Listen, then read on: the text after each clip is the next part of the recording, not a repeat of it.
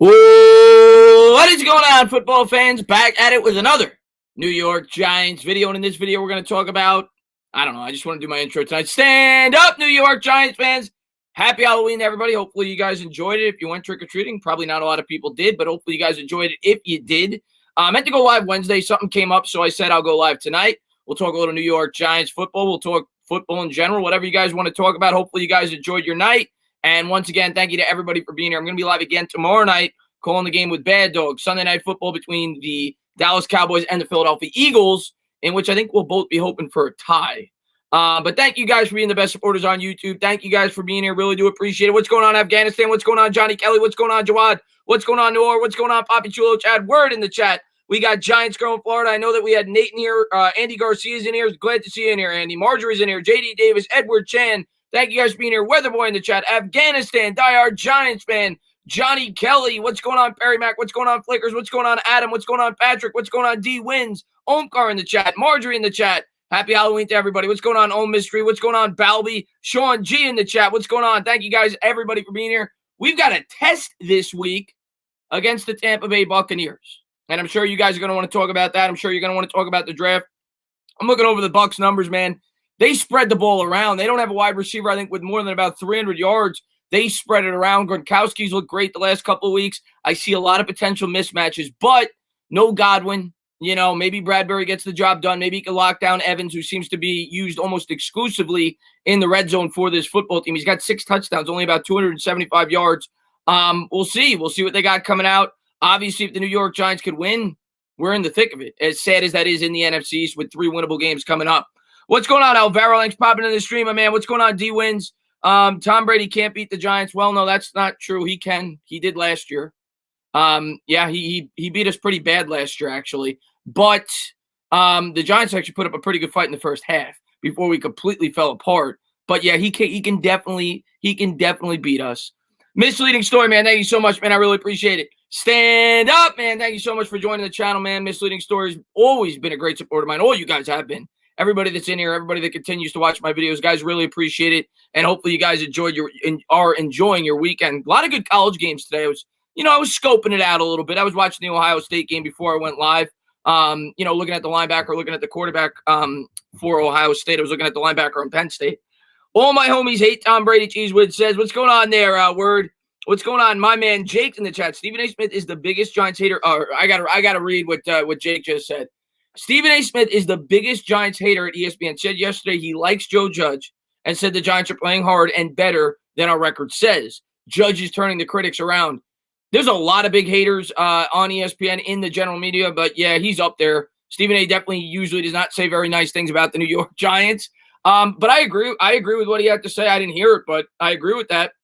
I think the team is certainly playing hard for Joe Judge. The only game this entire year where I think you could say that the team didn't play hard and that they underperformed, and obviously they choked away leads, which is not good. We're not a good football team. But the only game where they really, to me, didn't show effort was the game we got blown out against San Francisco. But outside of that, I mean, the Steelers game we fought, we easily could have the lead going into the fourth quarter. The Bears game, we were very close from winning that game, about 10 yards. The Rams game, we were close to sending to overtime. Those are better football teams. The Cowboys, we should have won. Eagles, we should have won. So I agree with that. I think we have been fighting for Joe Judge, and I think that is the sign of a good head coach. And I'm going to continue to express that on my channel. I know a lot of people are doom and gloom, but I'm a big fan of Joe Judge. I'm going to continue to support Joe Judge as long as I can. Mike Francesa. Mike's on. What's going on there, Mike, man? Thank you for popping in the stream, buddy. A New York, everybody clap it up for Mike Francesa. A New York sports legend. Been listening to you my whole life, Mike. I don't always agree with everything you have to say, but you are definitely a legend. I'm going to give you your respects. Bill Parcells and I think the Giants need Don Imus. Don Imus. Imus in the morning. I remember when Don Imus and Howard Stern used to get into fights all the time. I used to listen to him in the Nassau Community College parking lot when I used to go there.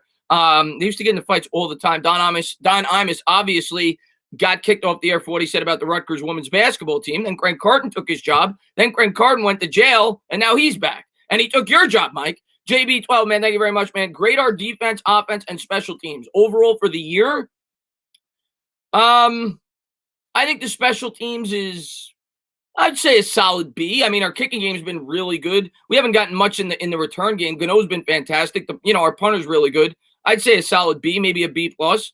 Defense, I mean, for what I expected, I'd say at least a B to a B plus. But overall, I'd say we're probably still like a C minus defense. And offense, we're like a D. We're like a D to a D minus. The offense has not been that good. Now, we did have a good game against the Cowboys, but everybody has a good game against the Cowboys. I'd say the offense is about a D to a D minus. I'll say the defense is about a C. And special teams about a B to a B plus. What's going on there, Nick Ferry? Thanks for popping in the stream. Sabrina's in the chat. Thank you for popping in the stream. I really appreciate it. Andrew Thomas is a great run blocker, just needs to be better at pass protection, Flicker says. Yeah, I mean, he was known to be a really good run blocker well at Georgia, and he's actually graded out decent in that aspect. The pass protection has been awful, but he's a rookie. I think he'll get better. I know a lot of people are panicking, and I don't tell anybody to, feel however you want to feel about the players, but I'm going to give him as much of an opportunity as I can. He's a rookie. He came into the year. He was supposed to be the right tackle going in. I think that was the plan all along. Nate Solder opted out. And it's a young offense with a new scheme. So I am not going to go crazy about Andrew Thomas. Not yet, at least. I'm going to give him some time to get better, but it's not a good start. It's as bad as a start as you could have hoped for. He's given up 6 sacks. Not a good start. What's going on there, Jesse Bryan, man? Stephen A is whack. Eric, no, I'm not. Okay, Tremaine. And I get the Eric Flowers talk. First off, it's E-R-E-C-K. Let's spell it right. He's like the worst Giants draft pick ever. No, I'm just kidding with you. I get why people are comparing him to Eric Flowers. Okay, because he was a complete bust for the New York Giants. But at the end of the day, I still in my heart believe Andrew Thomas is going to be a good NFL tackle. I don't know if he'll be on the left side or the right side. I'm not telling you he's going to be otherworldly. He's got a lot to work on. Doesn't look good right now. I'm not going to panic and hit the Eric Flowers button 6 games into the guy's career. I'm just not going to do it. I'm just not going to do it. Let's see what we got here. Eric like erection, yeah. and that's true. And I was surprised actually, Sabrina, when I saw that stat. When I was doing the Andrew Thomas video, because I looked further into him, and you don't really realize it when you're watching the games because when you call an offensive lineman's name in the game, it's usually for bad things, blowing blocks, things like that. You don't really give them a ton of credit as individuals. As a unit, you notice it more so. Andrew Thomas hasn't committed a penalty all year, and I was shocked when I read that. Obviously, he's got to get a lot better at blocking, but yeah, no holding penalties, no full starts. That's pretty good for a guy 7 games into his career in his rookie year. So that's a positive. I completely agree with you, Pastor Ray. I completely agree with you. Flowers was and Flowers didn't want to be here. Let's not forget that. Eric Flowers didn't want to be here. He hated playing for New York. He talked about trying to force his way out of here. He was pissed when the New York Giants didn't trade him. I'm not saying Andrew Thomas is going to be great. He may not be worthy of that 4th overall pick. I can't tell you that yet. I am very confident saying he's not going to be Eric Flowers. I'm very confident saying that. JB, man, thank you very much, man. I appreciate it, man. I give the defense a B plus. We just need to we just get too tired. Okay, JB12. I don't know how I was supposed to be grading that. In terms of what I expected going into the year, I give them a B plus. In terms of just grading them as an overall defense, I do not think we're a B plus defense. B plus defenses don't give up 3rd downs 50% of the time. B plus defenses have guys that can get after the quarterback. We don't have that right now. Our second cornerback is a liability. We have exceeded my expectations.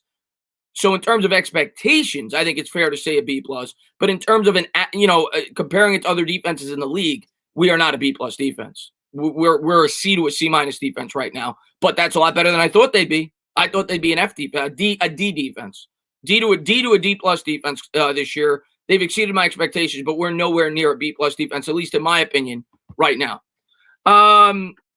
What's going on there? Great Wooda, man. Thanks for popping in the stream, man. What's up, Kristaps Porzingis? Graham needs to employ man coverage, but the secondary is too thin to do. Yep, Duran, I talk about that every week. Graham wants to blitz. Patrick Graham wants to blitz a lot more, but because we don't have a solid corner, he can't trust him in man. He can't trust Lewis in man. We don't have that stable guy on the other side, and that's definitely a big problem for this defense, and it's something that we're going to have to fix. Whether it's in free agency or whether it's in the draft, I think the New York Giants are going to spend a heavy price, whether it's a 1st-round pick, 2nd-round pick, or a lot of money in free agency. We're going to need to bring in a good cornerback. You can't run this defense to its full potential with a liability at the 2nd cornerback position. Let's see what we got here. Eagles fans think too much, shaking my head. Sometimes I feel like Eagles fans don't think enough, Edward Chan. And I hope Bigger Mike's in here to hear that. And Flicker says, oh, Chris, your streams just make me happy. Well, I'm happy that you're happy. I'm happy that you're happy. And I'm happy to talk to you guys. I always love doing this. Wednesday, something came up. Otherwise, I was going to do it then.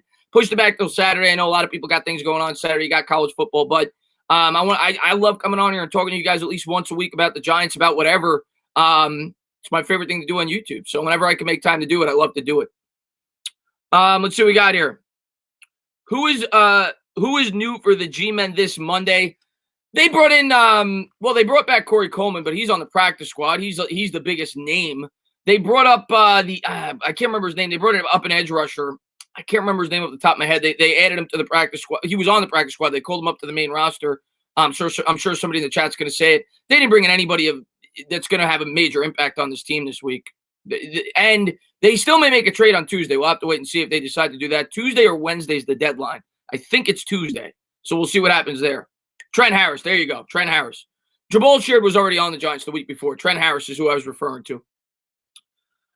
Chris, I was there with Bill Parcells when they created the Eagles team. I told people it was a bad idea. Philly is not a good city. Mike Francesa. I'll tell you what. I've been to Philly, Mike. I've been to Philly a couple of times, and I hate their sports teams. Hate them. I don't hate the city. I think the city gets a bad rap. I've been to the city a few times. I like the cheesesteaks. I like the city. It's a nice city. It's not New York City, but I like the city. Now, one thing I will say about Philly, it's pretty embarrassing that they're most, like you look at New York, we've got all these famous statues. They're biggest statues of a fictitious movie character. Okay? We don't have the Ghostbusters. We don't have the Wolf of Wall Street or whatever as our statue. So that's pretty embarrassing. No, all kidding aside, I do like Philly, though. JPP is a fruitcake. JPP is, I saw what he had to say. He's pissed off. He wants to make an example of the New York Giants. He's got 5.5 sacks this year. I think he's going to have a good game. The New York Giants are going to have to do everything they can to double team him. He's coming with it this week. He's going to try to prove a point. I look forward to your streams all the time. I appreciate that, Roman, man. Yeah, Philly's not on New York, so it's not even close, Pastor Ray. It's not even close. Tana, you should get some lingerie for the OnlyFans. I do not have an OnlyFans right now. I haven't thought about doing that. And I don't think I would generate that many views. I don't have I don't have like a 6-pack or anything like that. Let's see what we got here. JPP may have more rings than me. Well, Jawad, that's the problem. JPP would never have enough fingers to put all his rings on. That's the problem there. If he won 9 or 10 rings. Let's see what we got here. Gallman looked like a beast last week, looked like Derrick Henry. I'd like to see Gallman get a bigger role with the New York Giants this week. He might be the starter. It looks as if Freeman may not play. He's on the injury report, and if he doesn't play, Gallman's going to get all the work he can handle. What's going on there, sports influencer? What do you think the Giants' record? What do you think the Giants' record this season? Is that what you're asking me, Coop King? I think the Giants 4 wins, 4-12, 4-12. I look at their remaining schedule right now. I think the Eagles are a winnable game. I think the Cowboys' last game of the season is a winnable game. I think the Bengals are a winnable game. Washington's a winnable game. I think they'll find a way to win 4 games. I got them at 4-12. Let's see what we got. Got to go heavier with RPO. This absolutely dire Giants fan. I said the same thing last week that we got to go heavier with the RPO, and they did it. That was their biggest play of the game. I think they need to continue to do that. Right now, we don't have the weaponry. We don't have the offense to be able to generate big plays really outside of the RPO. So I'm completely with you on that. What's going on there, Scott, man? Thanks for popping in the stream, man. D-line has been a B. Secondary has been a C-. Secondary is carried by James Bradbury. James Bradbury is our best player by a mile. The overall D, though, I'm not giving better than a C. We're still not a great defense. We're not even close to a great defense yet. Go vote. We need it. Yeah, go out and vote. Election day is Tuesday. I know that I actually drove by the polling place where I live. They had a line around the door. It was like, looked like a 3-hour wait. It's crazy. A lot of people going out to vote. Let's see what we got here. Hopefully the offensive line proves me wrong. Afghanistan, Van says. I mean, I hope the offensive line proves everybody wrong. I hope we have a good offense. How was my Halloween? I didn't do much. I don't dress up for Halloween. I used to. I haven't dressed up for Halloween in a couple of years. I was never a huge Halloween guy. I'll watch the horror movies. I know Bad Dog is a huge Halloween guy. I've never been a huge Halloween guy. Never have been. But when I was a kid, I used to love it. But as a grown adult, I've never been a huge Halloween guy. Are the Broncos good? No. I said when the year started that the Broncos weren't good. I'm not a believer in the Broncos. Never have been. Don't like their offensive line. No, I don't believe in the Broncos at all, to be honest with you. Do I watch boxing? Not really. I'll watch the big fights. I think it was Fury fought a couple of weeks ago. A couple of months ago, rather. I watched it with my brother. But I'm not really big into the boxing or the UFC. Never have been. I'm a baseball, football, and basketball guy. That's what I watch. And I watch college football as well, but mainly the pro sports. Who do we draft? I'm going to get this question, and I get it because that's where the mind is right now because the Giants are 1-6. I can't tell you who we're going to draft because last year I knew we were taking a tackle at the end of the season, or probably even with about 3 weeks to go because I knew how strong of a draft class it was at that position. This year, there's no way of me knowing that right now. I mean, we're not even halfway through the season. I don't know where we're going to be picking. I don't know what our needs are going to look like. So I don't know. I don't know. There's no way of me knowing that. The draft stuff, I'm not even going to start to heat up on this channel until at least week 14 or week 15. That's when we'll have a better idea of where the New York Giants are going to be going, where we're going to be picking, what our needs are going to be, which guys played great in college this year. It's way too early right now. I'm going to give you guys the same answer every time. We have 4 or 5 obvious needs, and it's going to be one of those needs. I can't tell you which player we're drafting. I don't know. I don't even know where our GM is going to be right now. So there's no way I could know that. Let's see what we got here. Is Xavier McKinney off injured reserve? He can week 9. Week 9 will be at least he's eligible to be off week 9. What's your prediction for the Monday night game? And what other college games did I watch? Nate, I didn't really watch a ton. I watched bits and pieces. I was flipping through the channels. I watched bits and pieces. I didn't watch any college games really in their entirety. I watched the Notre Dame game a bit. Notre Dame's the team I root for. I was watching a bit of the Ohio State Penn State game. I watched a little bit of the Clemson game. I didn't watch any game in its entirety. Let's see what we got here. Somebody asked me a question though.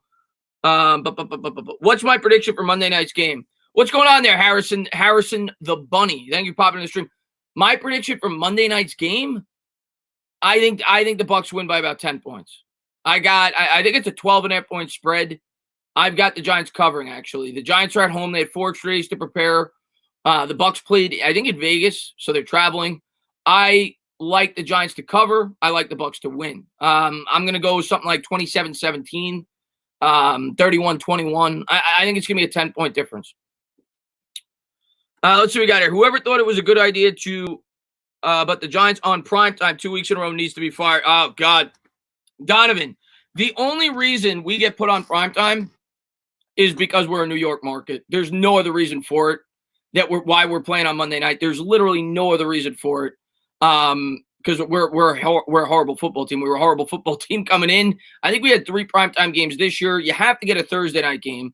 But if we didn't play in New York, we would have maybe 2 at most. But this year I think we have 3.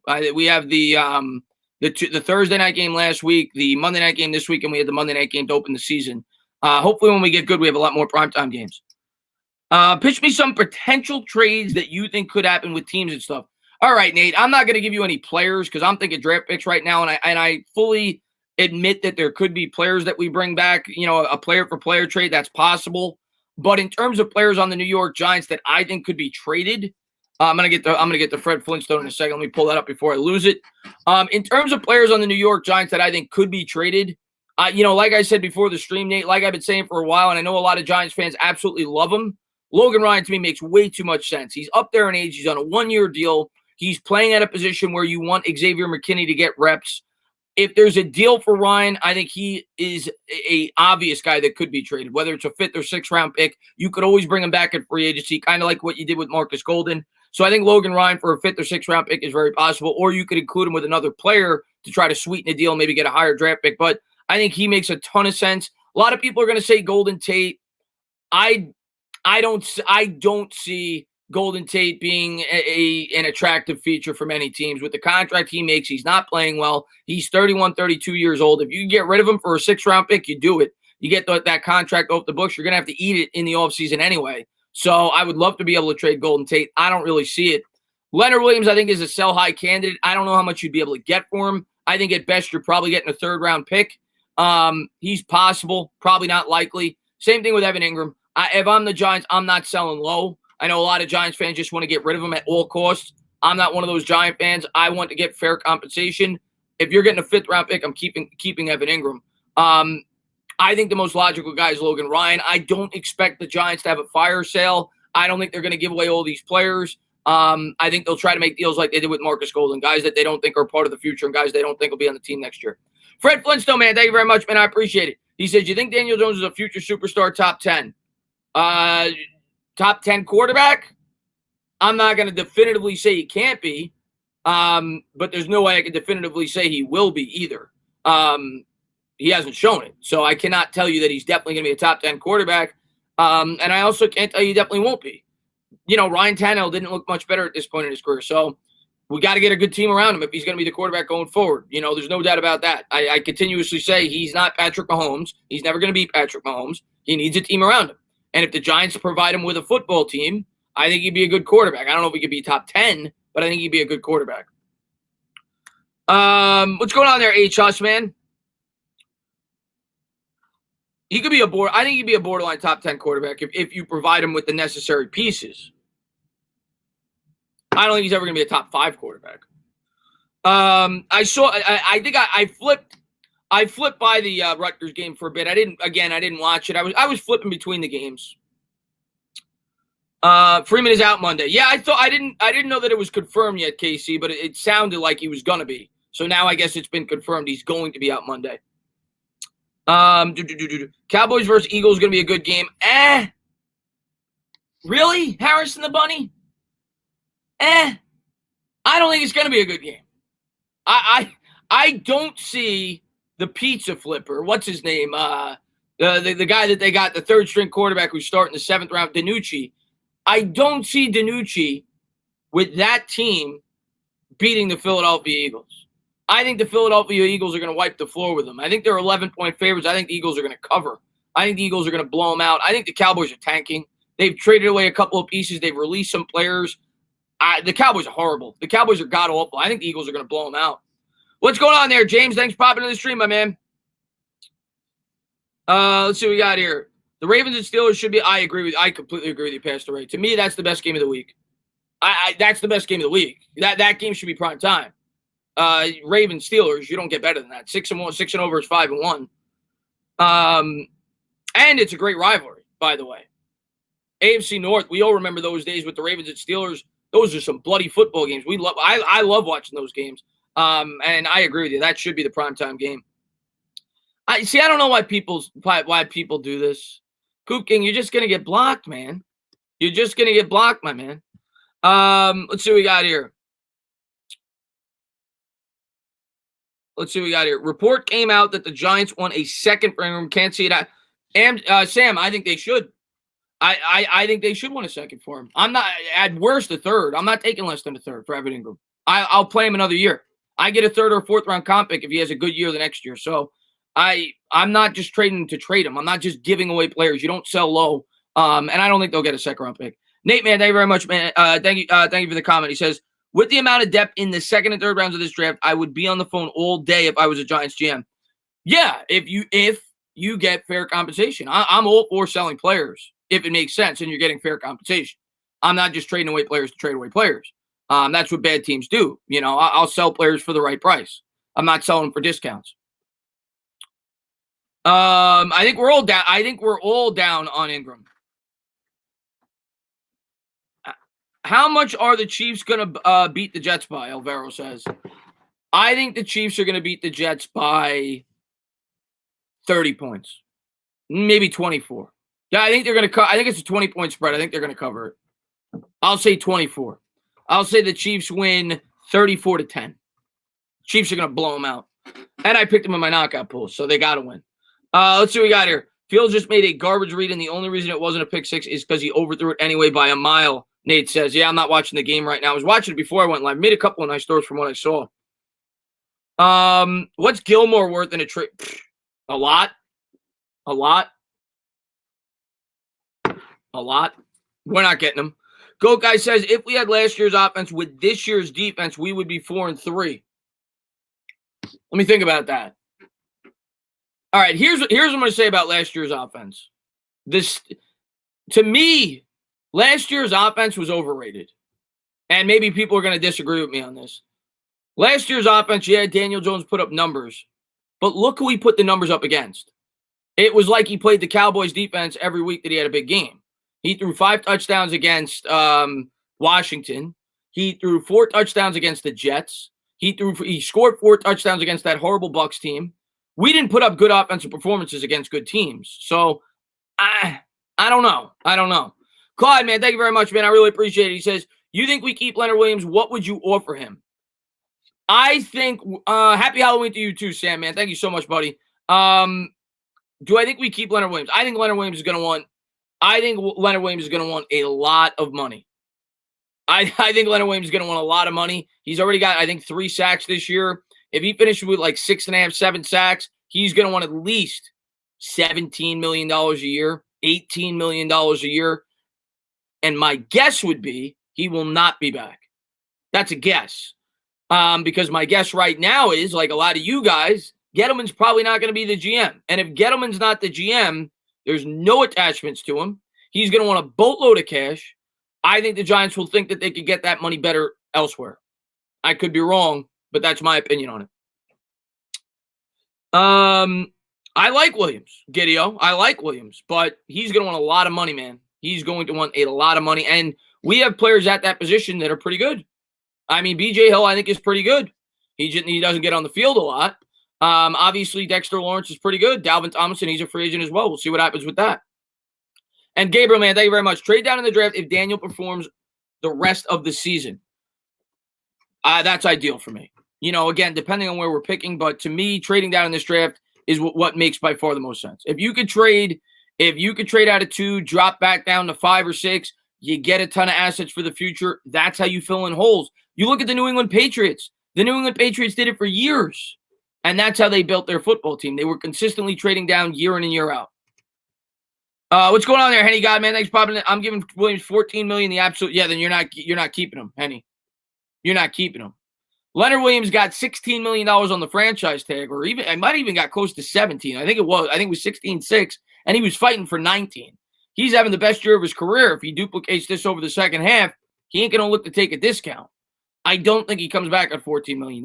I could be wrong, but I don't think he does. And I don't think it's a coincidence that he's balling out in a year where he knows he's got to get paid.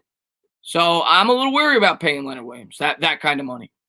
What's going on, Kalen? Thanks for popping in the stream, man.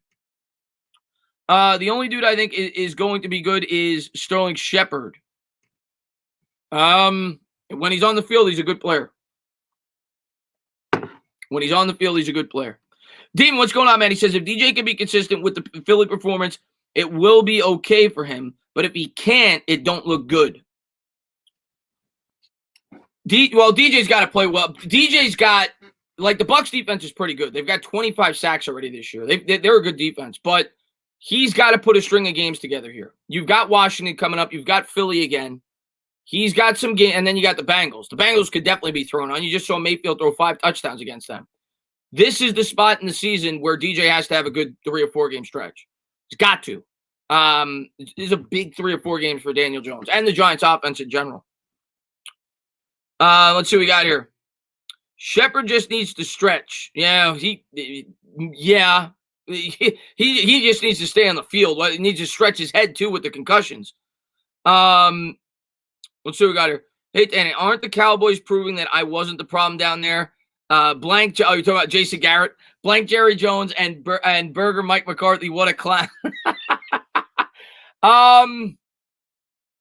I don't know. You know, I always thought, and I don't like Garrett as a head coach. I think he's a bad head coach. But I never thought he was like the only problem, like the media and the Dallas Cowboys fans made him out to be. I never once thought that. I think Jerry Jones is the main problem there. I've always thought that. Jerry Jones has always been a stubborn owner. He's always wanted things his way. I think he's ultimately the biggest problem with the Dallas Cowboys. I don't think Garrett's a great coach. I don't think Mike McCarthy's a great coach. I was happy that the New York Giants did not bring him on as the head coach. I think it was a bad decision by the Cowboys to bring him on. I was never a McCarthy guy. Let's see. And Nick DeWick, man, thank you very much, man. I appreciate that, man. Thank you for being a great supporter, man. He says, Happy Halloween. Happy Halloween to you, Nick, man. Hopefully you enjoyed it, man. Thank you for being a great supporter on the channel. Really appreciate it. And Andy Garcia says, yes, re-sign Dalvin. Depends on the price, but I'd be open to it. Yeah, for the right price, I'd be open to it. I wouldn't be shocked either way if we let him go or if we keep him. Again, if we have a brand new GM, it's going to be up to him and his philosophy. And yeah, thank you for the thumbs up, Demon Man. I really appreciate it, man. I'm going to listen to this like a podcast, Matthew G says. Well, I appreciate you for listening, Matthew G. Thank you to all you guys, by the way. Thank you guys for being the best supporters. Really do appreciate it, man. Always love doing these with you guys. How is Matt Rule doing? I haven't been watching them. They are, I think the Panthers are 3-4, which to me is exceeding expectations. They beat the Cardinals. They traded away a ton of assets too this season. Now, Luke Kuechly obviously retired, but they did bring in Robbie Anderson. That was a good free agent acquisition. He was a nice underrated wide receiver out there that the Jets let go. But yeah, I would say he's somewhat exceeding expectations with that 3-4 record. I think they've beaten a couple of good teams. So he's been doing pretty good so far for the Carolina Panthers. I was 3-5. My mistake, 3-5. Tano, we need the hog mollies to protect the quarterback. We definitely need the hog mollies to protect the quarterback. Whose channel on Monday night? It's going to be on Bad Dogs. Tomorrow, we're going to be calling the Sunday night game here tomorrow, but the Giants game is going to be on Bad Dogs, and then next week it'll be back on mine. Chris, a big positive has been the D-line according to PFF. Yeah, I mean, Gideon, I thought that the D-line was our one thing that I was pretty sure about going into the year. So I'm not too surprised that the defensive line's been performing well. I'm not too surprised by that. That's supposed to be the strength of our team with the resources that the New York Giants have put into it. I mean, you drafted Dexter Lawrence 17th overall. You traded away prime draft capital to bring in, Leonard Williams. Dalvin Tomlinson, I think, was a second-round pick. So the New York Giants have put a lot of assets into the D-line. I thought the D-line would be pretty strong. The secondary is the cornerback position specifically was always what I was worried about, and the edge rushers, of course. Middle linebacker, too, going in, but Blake Martinez has definitely performed a lot better than I think most of us thought. And Watchdog, man, thank you very much, man. I really appreciate it, man. He says JPP will have 2 sacks for sure. He's been really good so far this year. 5 sacks, and he's definitely made the New York Giants look pretty silly. He's definitely made the New York Giants look pretty silly for trading him away. I think he had a double-digit sack season last year or the year before. He's a really good player. There's no doubt about it. And he's probably going to get at least a sack. He's coming in motivated to go up against his previous team. He's probably going to get at least 1 sack. I'm not going to lie to you. Hopefully not, Watch Doctor, but he probably will. And what's going on, Roldy, man? Glad to see Roldy in the chat, man. Let's see what we got here. Hanging in there. Happy Halloween to everybody. I'm guaranteeing Thomas holds him in this game. Jason, one thing I will say, Thomas hasn't held anybody all year. I'll give him credit for that. He has not committed 1 penalty. Maybe he needs to do a little bit more holding. Maybe that's why he's giving up 6 sacks. I don't know. But he has not committed a penalty so far this year, which surprised me for a rookie 7 games in. Whatever happened to the movie streams, Michael? The movie streams are, right now, I don't have time for it. Neither does my brother. He's getting married.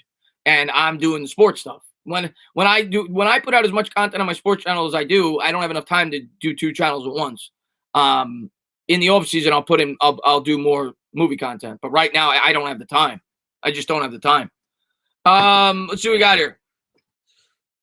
I'm a Giants fan, but I love the Bucs defense on my fantasy team. The Giants last week have hurt me so much. I want the Bucs defense. I don't blame you for wanting the Bucs defense. I would recommend anybody pick up the defense the New York Giants are playing the way that the offense has played the first 7 weeks. It's probably a good start. Corey Coleman signed to the yeah, I know he did, Perry Mac. And I don't mind that. I know a lot of New York. Okay, let's talk about Corey Coleman. What is the fixation with New York Giants fans about Corey Coleman? What's the fixation? Because I want to know. He's one of those players where I like Corey Coleman. He worked his butt off to get back into shape to try to compete to make this roster.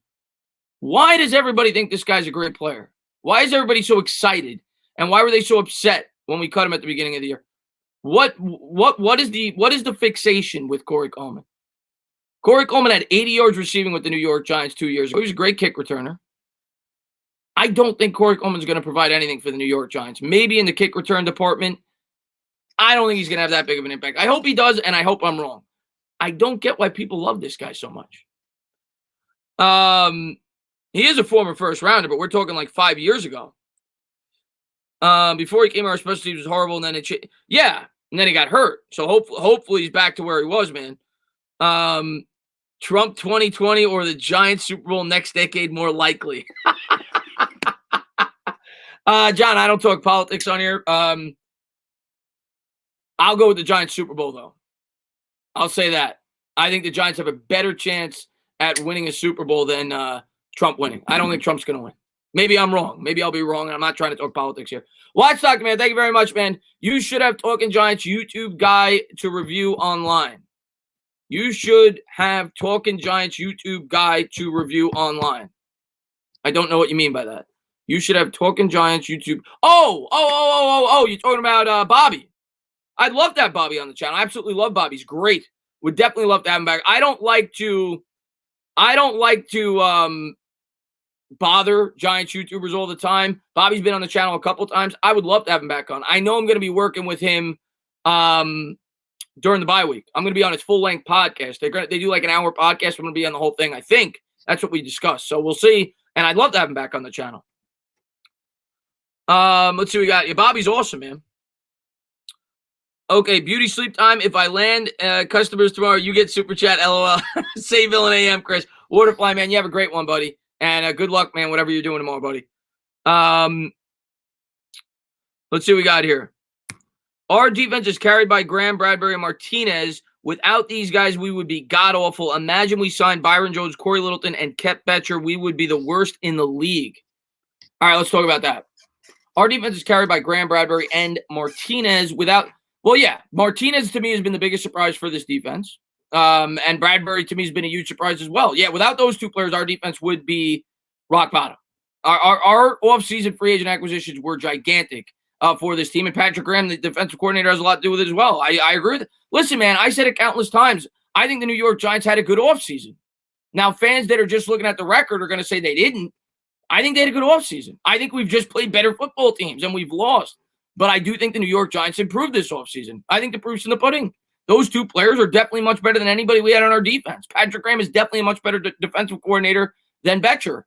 It's just so that we were so bad that the improvements haven't equated to wins because we weren't a very good football team. We're young, we're inexperienced, and we just don't have the talent yet. But I do think we had a good offseason. I think we improved. Kyle, man, thank you very much. I appreciate it. What is your ideal draft position for this year? 1. Always 1. Because even if I'm not taking a quarterback, I could trade down. But I don't think we're getting the first pick. My ideal draft scenario is we're picking 2nd or 3rd, and we trade down, and we get a boatload of picks. We've dropped to maybe 6, and we get a wide receiver, or we get a linebacker or an edge rusher, and we fill in a ton of holes. That's my ideal draft this year for me. We get the 2nd or 3rd pick. I think the Jets are getting the first pick, and we trade down. That's what I want. Chris, when are we getting a house? I don't know. I don't know if we'll ever get a house tour. New York Mets says he's only 29. I don't know what you're talking about, New York Mets. I answer so many questions. I don't know who you're talking about. Only 29. What player is he talking about? I don't know who you're talking about. Sorry. John, man, thank you very much, man. Coleman thing is, you're talking about Coleman. Is that who you're talking about? 29 is not that old, not that young for a wide receiver. 29 is not that young for a wide receiver. Coleman thing is probably because people want to see some kind of talent, so they'll grasp at anything that looks pretty. Okay, I think we improved to be honest. I think this team definitely improved. And I like Coleman. I'm rooting for Coleman. I was upset when we cut Coleman. And Coleman definitely helped us in the special teams while he was here. But I'm not going to get my hopes up. I mean, the guy hasn't done anything in terms of a wide receiver in the NFL.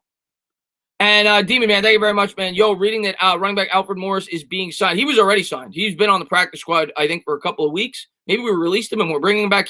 We picked him up a couple of weeks ago, Alfred Morris, I think, on our practice squad. Of course, the former Washington football team running back, and he was with the Cowboys as well. He's 25. Yeah, I didn't think he was 29. I didn't think he was 29. I thought he was like 25, 26. I'm not, hopefully he blossoms and he becomes this great wide receiver. And it could happen. I mean, Victor Cruz, nobody saw coming, but I'm not going to get my hopes up. But he definitely could help us in the kick return game. I'll agree with that if he's fully recovered. A big part of me that thinks the reason they cut him is because the New York Giants felt like he didn't have that anymore. He didn't have that burst anymore. And I hope that's not the case. I also question why nobody else picked him up. Samuel, man, thank you very much. I appreciate it. Do you hate the Giants ownership? I don't know if hate's the right word, Samuel, because I'm a Knicks fan and a Mets fan, and now the Mets finally got rid of their owner. Those owners are much worse than Mara. As much as we complain about Mara, those owners are much worse than Mara. And I really think that everybody hates their owners. I really believe that, outside of maybe the Yankees with Steinbrenner. But whoever takes this job, the fans eventually are going to hate. But do I think Mara's done a good job over the last 4 or 5 years? No. I think he's done a horrible job. But I'm not going to say I hate him. I think there could be much worse owners. But he's definitely done a very poor job in recent history with the New York Giants. No defending it. They've done a really bad job in recent history with the New York Giants.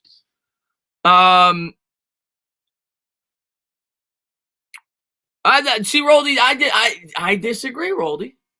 I hated the Wilpons. I'm a Mets fan. I hate James Dolan. I'm a Knicks fan. I dislike Mara, but I think it could be far worse. I don't think hate's the right word for Mara with me. He did. Here's the other thing. Mara did win me 2 Super Bowls as my owner, too. And maybe that's why I appreciate him a lot more than maybe some other people do. The Mets and Knicks have given me nothing, and their ownership is as bad as it gets. John, man, thank you very much, man. I appreciate it. He says, I don't know why, but I think Coleman will have a good play. If he plays. I don't know if he's been promoted yet. He was signed to the practice squad. If he has an impact with the New York Giants, I think it's going to be like it was the first time around. I think he's gonna be a contributor in special teams. Let's see what we got here. But thank you, man. I appreciate it. Pastor Ray, man, thank you very much. Nope, we hate Hal Steinbrenner too. Well, you definitely hate Hal Steinbrenner. I was talking about George. But yeah, Yankee fans definitely hate Hal Steinbrenner. Hal Steinbrenner. See, I'm not a Yankee fan, so I don't, Pastor Ray, I don't follow the Yankees as closely as you do. Hal Steinbrenner brought more of a conservative approach to the New York Yankees organization. I know Yankee fans hate that. Some of the decisions he made were probably for the better, and sometimes when you guys are ultra aggressive, like the Stanton contract's been horrible. But yeah, of course, as a New York Yankee fan, you expect excellence. You expect the team to go out there and spend, especially with the precedent that the father, George Steinbrenner, brought, that you guys were always aggressive. You always went out there and signed the best players. And since he's been here, you guys haven't done that outside of 2009 when you guys spent like lunatics. So I can understand the frustration from Yankee fans. I would love Steinbrenner compared to the owner we had, though. What's going on there, Bigger Mike, man? Thanks for popping in the stream, buddy. Andrew Thomas, New York Giants draft from Alabama. Okay. He was from Georgia. Maybe he was born in I don't even know, but he played for Georgia. What's going on there, Colby, man? Thanks for popping in the stream, man. We don't hate how. Listen, man, I think, like I said, I think at any point in time, New York fans are going to hate their owners. At any point in time, there's going to be a point in time where you hate your owners. When the team's not playing well, you're going to blame ownership, and I think Mara deserves a lot of the blame. But I think there's much worse owners out there than the Maras. And the entertainer talking drugs. Go sub them up. I'm starting a new channel, apparently. But thank you so much, man. I appreciate it, buddy. What's going on there, Rammer, man? Thanks for popping in the stream. What's going on there, Guillermo Diaz, man? Thanks for being here, buddy. Would you rather continue to build with DJ or draft Lawrence Field and trade DJ for a third? Again, Jabbar, that's tough for me to answer because I gotta kind of see how those players play in college for the rest of the year. I gotta see how Daniel Jones plays for the last 8 games. But I've been consistent in saying this. If we have the first pick, we're taking Trevor Lawrence. He's that highly thought of as a prospect. We're going to have a new GM. We're taking Trevor Lawrence. And I don't think we would get more than a third-round pick for Daniel Jones. It has nothing to do with his ability. It has everything to do with when you're paying a quarterback that much money on a rookie deal, going into the third year on his rookie contract, and he had a sophomore slump, you're not getting a lot. So I agree. I agree that that's the price tag that the New York Giants would probably get if they decided to trade Daniel Jones and draft a quarterback. I still want Daniel Jones to be the quarterback. At the end of the day, That's what I want, unless we have the first pick. If we have the first pick, I think we're taking Trevor Lawrence, but I don't think we're going to have the first pick. I think the Jets are going to have the first pick. If we don't have the first pick, I want to continue to build this team, not just for Jones, but if Jones does not work out the following year, for the quarterback that we then draft or sign in free agency the following year. That's what I want. I think this team has way too many holes unless you feel Justin Fields is going to be a top 5 quarterback in the league, which maybe the Giants will feel that way. I don't know. But unless you feel that way, in my opinion, you can't take a quarterback in this year's draft. We have to fill the other holes on this roster because it's going to be hard for any quarterback to come in here and be successful. But if they feel he could be a top 4 or 5 quarterback, I can't get on the Giants for drafting a quarterback. But they better not force the pick. Let's see what we got here. Yeah, I am completely with you, man. Pastor Ray says, I want to go back to a time where we didn't hear from the owner, where he was behind. Pastor Ray, I completely agree with you. I cannot stand how much Mara talks to the media nowadays. And before the season started, basically saying that they better start winning games. And I know that's what the fans want to hear, but you don't want your owner saying that. That puts more pressure on your GM, more pressure on your head coach. They may change the way that they operate because of it. You never want your owner to be outspoken, in my opinion. I never want my owner to be super outspoken when it comes to things with the football team. I'm with you on that. Why are we so bad that these are the darkest ages of the Giants? Eric, I mean, you want me to tell you the story? You want me to go back to chapter 1? We could start at chapter 2. We could go to chapter 3. We could jump all around. It goes back to about, 2010, 2011 maybe. That's when the New York Giants started drafting poorly. They were able to overcome it, winning with a poor football team, winning a Super Bowl. Then after that, they continued to draft poorly. They consistently missed on any pick outside of the first round. They missed on half their first-round picks after that. They then got into salary cap hell because they didn't fire the GM and the head coach at the same time. They weren't on the same timeline. Jerry Reese tried to save his job. He spent a boatload of money that New York Giants fans seem to give him credit for giving us a good team when any GM could have went out there and signed the best D tackle, the best edge rusher, and the best cornerback on the market. And yeah, the team is obviously going to improve dramatically in 1 year, and then it fell apart. And then we had to bring in a GM that maybe wouldn't have been our first choice, but we had to accept him because I think he was forced Eli Manning on him after we had to move on from Jerry Reese, the prior GM. And he inherited a horrible cap situation. He inherited a horrible situation. So it goes back really to just poor drafting over the last 8 years, and it hasn't gotten much better. CMB, man, thank you very much, man. I appreciate it, man, for the $1 donation. And that is kind of sus. Stanley says, hey, Chris, do you think the Golden State Warriors will rebound next NBA season? Yes, 100%. I think they will rebound 100%. They have an early pick. They got their top players coming back. Yes, I think the Golden State Warriors will absolutely rebound. That's so cool that you can highlight the question from the chat. Yeah, I just figured that out, Meow Meow. And I think you changed your name. But there you go. I just highlighted you, Meow Meow. Let's see what we got here. Chris, do you have wet? I don't know what that means, Ligma. On the bright side, Monday can't be worse than Thursday. Oh, it can. Thursday, we actually played well up until the last 5 minutes. Oh, it can. Oh, believe me, it could be much worse. I hope it's not. But it won't be. It probably won't be a more devastating loss. That's for sure. But we could definitely play worse. Let's see what we got here. I wish YouTube was like Twitch where you could at people easier. KC Smooth says, yeah, I don't know how that works. I don't know how that works on Twitch. I'm not on Twitch. Daniel Jones Chris, can you send my wife, let me see. Chris, can you send my wife Tasha a shout out? She is mad at you. Why is Tasha mad at me, Roldy? Tasha, I love you. I love Roldy. Why are you mad at me? I appreciate you for tuning in, Roldy. I appreciate Tasha for tuning in and listening. Ralph, man, thank you very much for tuning in. He says, thank you for the great content throughout COVID. Ralph, man, thank you so much for watching throughout COVID. I'm going to continue to give you guys a ton of content throughout the offseason. Right now, it's kind of slow. There's not a whole lot to talk about right now. But, yeah, I'm going to give you guys a ton of content throughout the offseason. Thank you for watching. And DH Donnie. There you go. Okay. And, okay, then.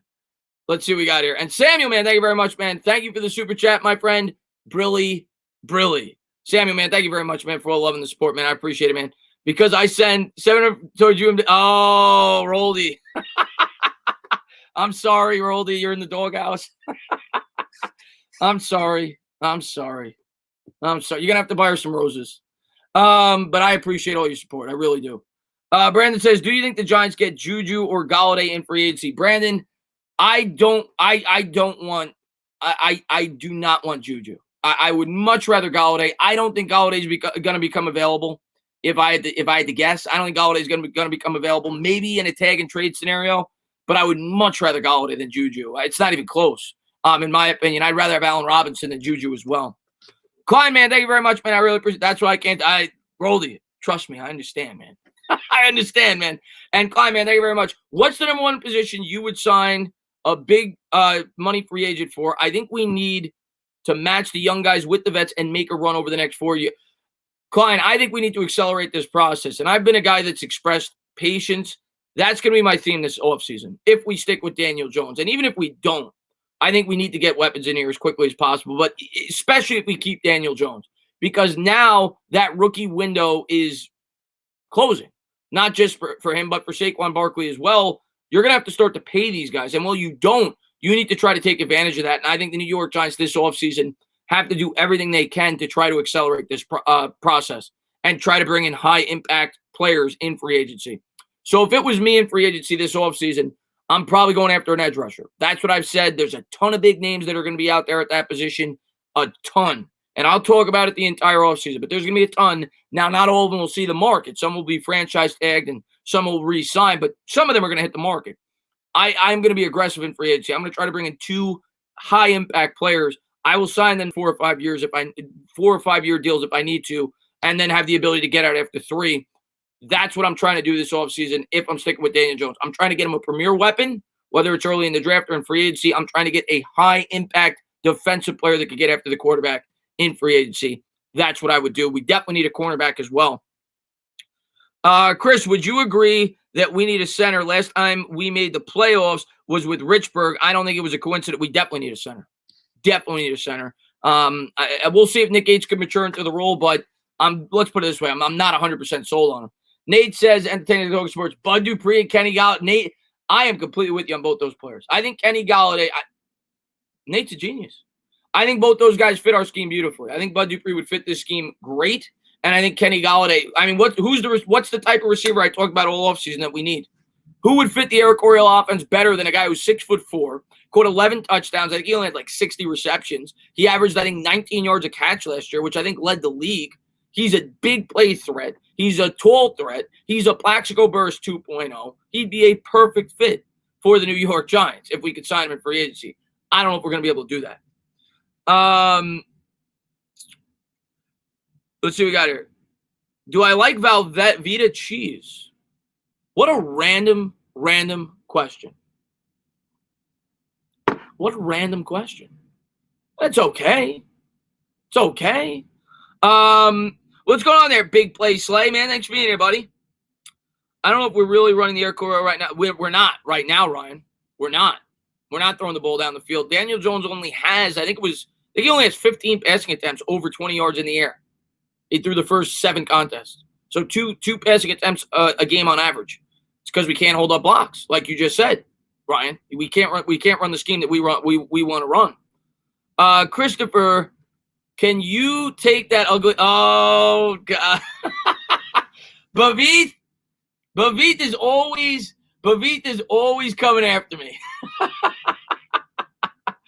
Oh man, Ignacio, man, thank you so much, man. I don't know what currency that is, but I really appreciate, man, the love and the support. You sound Italian, Ignacio. But thank you so much, man, for the love and support on the channel, man. I really appreciate it. And the Entertainer Talking Drugs, back at it with another $1 donation. Go on over there. We're going to talk about PCP next week. Fred Flintstone, man, thank you very much, man. DJ has been great. Get him a wide receiver. That man, I'm not going to say he's been great, Fred. Definitely hasn't been great. But I do think if we could get him a good wide receiver, maybe that may be what he needs. That's definitely a big missing link for this team right now. JB, man, thank you very much, man. Favorite Italian dish? JB, you just hit it on the head, man. I love. It does also sound like a Spanish. The Spanish and Italian are very close, Rolly.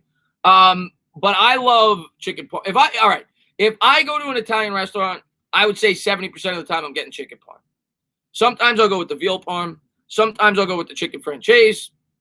I'll go with the penne alla vodka, but I usually go with chicken parm. I'm a chicken parm guy for sure. Pizza as well, but chicken parm.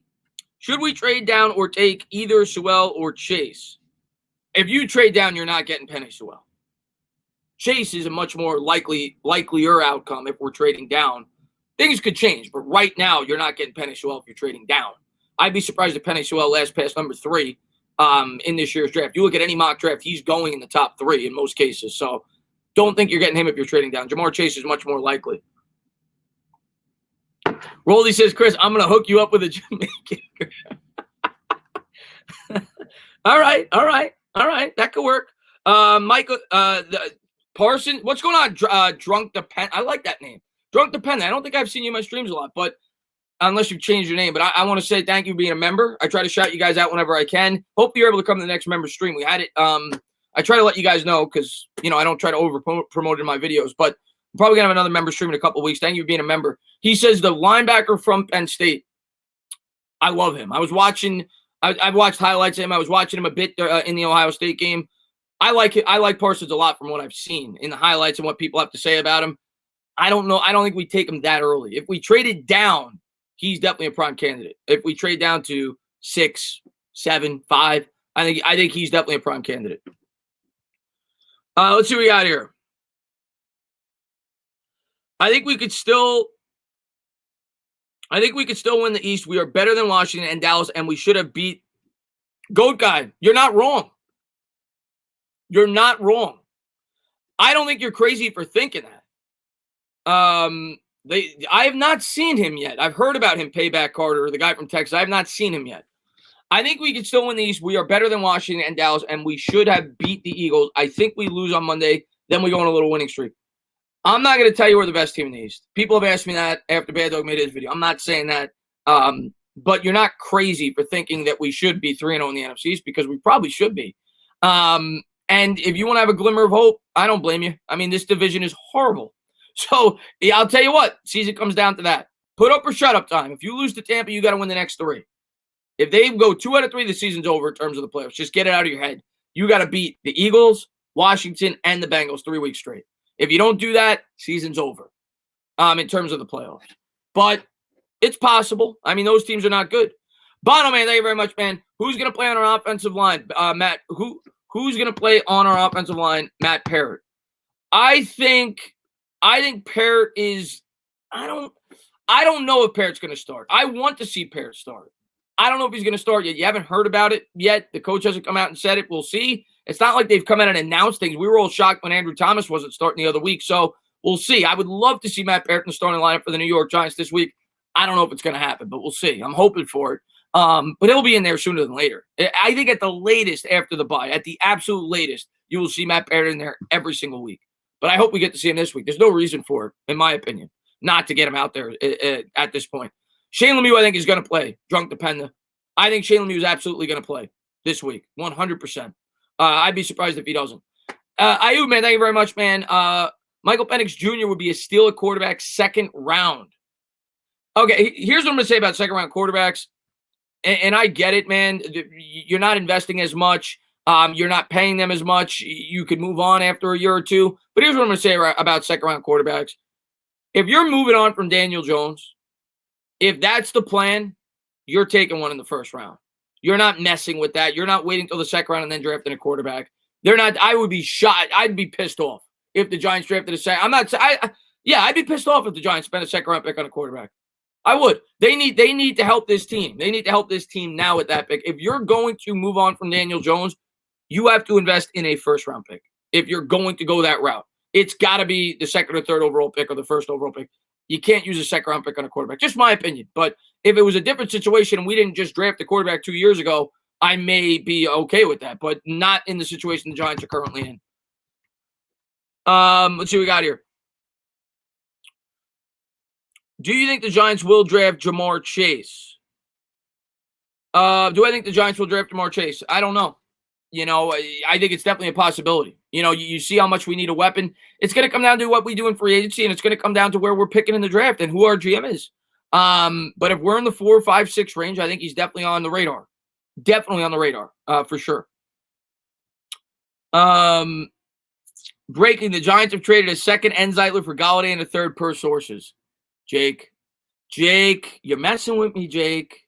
You're messing with me, Jake. What's going on there, Taha, man? Thank you very much. I believe in Daniel Jones. What is your opinion? I feel like we need too much help in other areas. All right, here's my opinion on Daniel Jones. I'm not sold one way or the other. I'm definitely not a fan that's saying we have to move on, but I'm also not a fan that is saying I'm fully bought in. There are times where I'm like, I'm fully bought in because I'm a fan and I want to believe, and I think he's got the tools necessary to become a good quarterback in the NFL. I need to see it first, though, before I could say it. I haven't seen it so far, not this year at least. So I need to see him progress and get better this year. But that would be my approach this year. I would try to help out Daniel Jones, and if it doesn't work in his third year, if you go out there, you improve the line, you get him a weapon, and things don't start to click, and the offense doesn't start to play better, that's when you think about making the change. Unless, like I said, there's a generational prospect, then you can't blame the Giants for taking him. But if there's not a generational prospect, I think you need to improve the rest of this team this offseason. Let's see what we got here. Is James Bradbury a top 5 corner this year? Yes. Short answer, yes. I always like answering Nick's questions every once in a while. It breaks things up. Thoughts on taking Fields in the first if available, especially if Gettleman is out, Blake says. It's possible, man. I got to see more of them. I was watching the game a bit tonight before I went live. I got to see more of them. I won't rule it out.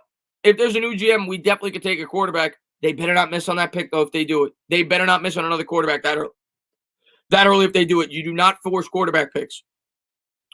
Roldy says, Chris, who do you think we should draft in the first round for the Knicks? And did you look at I did look at Kira Lewis, and I'm starting to hear more and more that the Knicks are rumored to be interested in Kira Lewis. And I'm gonna have some videos up on the draft soon. I'm gonna start doing a little bit more research on the Knicks because the draft's like 2 weeks away, and I'll definitely be live streaming the draft, the first round in its entirety, because the Knicks have 2 picks in the first round. I personally want I think it's Vassell. I like the shooting guard. That's personally where I'm leaning right now. But I like some of the things that I've seen, some of the highlights like Kira Lewis, and I like some of the things I've read, and it sounds like the New York Knicks are all about him. JB, man, thank you very much. Who are the offseason options for pass rusher? There are a ton, and I can't give you a definitive answer yet as to who it's going to be, because I think a lot of these guys could get franchised, but potential free agents at the pass rusher position. Matt Judon, definitely a potential, because he was franchised this year. Barrett, he was also franchised this year. Yannick Ngakoue, he was also franchised this year. There's a couple more that Bud Dupree, Jadeveon Clowney. There's like 3 others. There's a lot of potential. Oh, the guy from the Chargers, Ingram. There was a ton of potential options at the edge rusher this offseason. Let's see what we got here. Ty, man, thank you very much, man. Defense, address defense in the draft, get wide receiver in free agency. I'm completely fine with that. If there's a guy out there that we could bring in that we think could make a big difference, if those wide receivers hit the open market, I am completely with you on that. Kenny Golladay, do it. Sign him. I would much rather draft defense early in the draft. Much rather.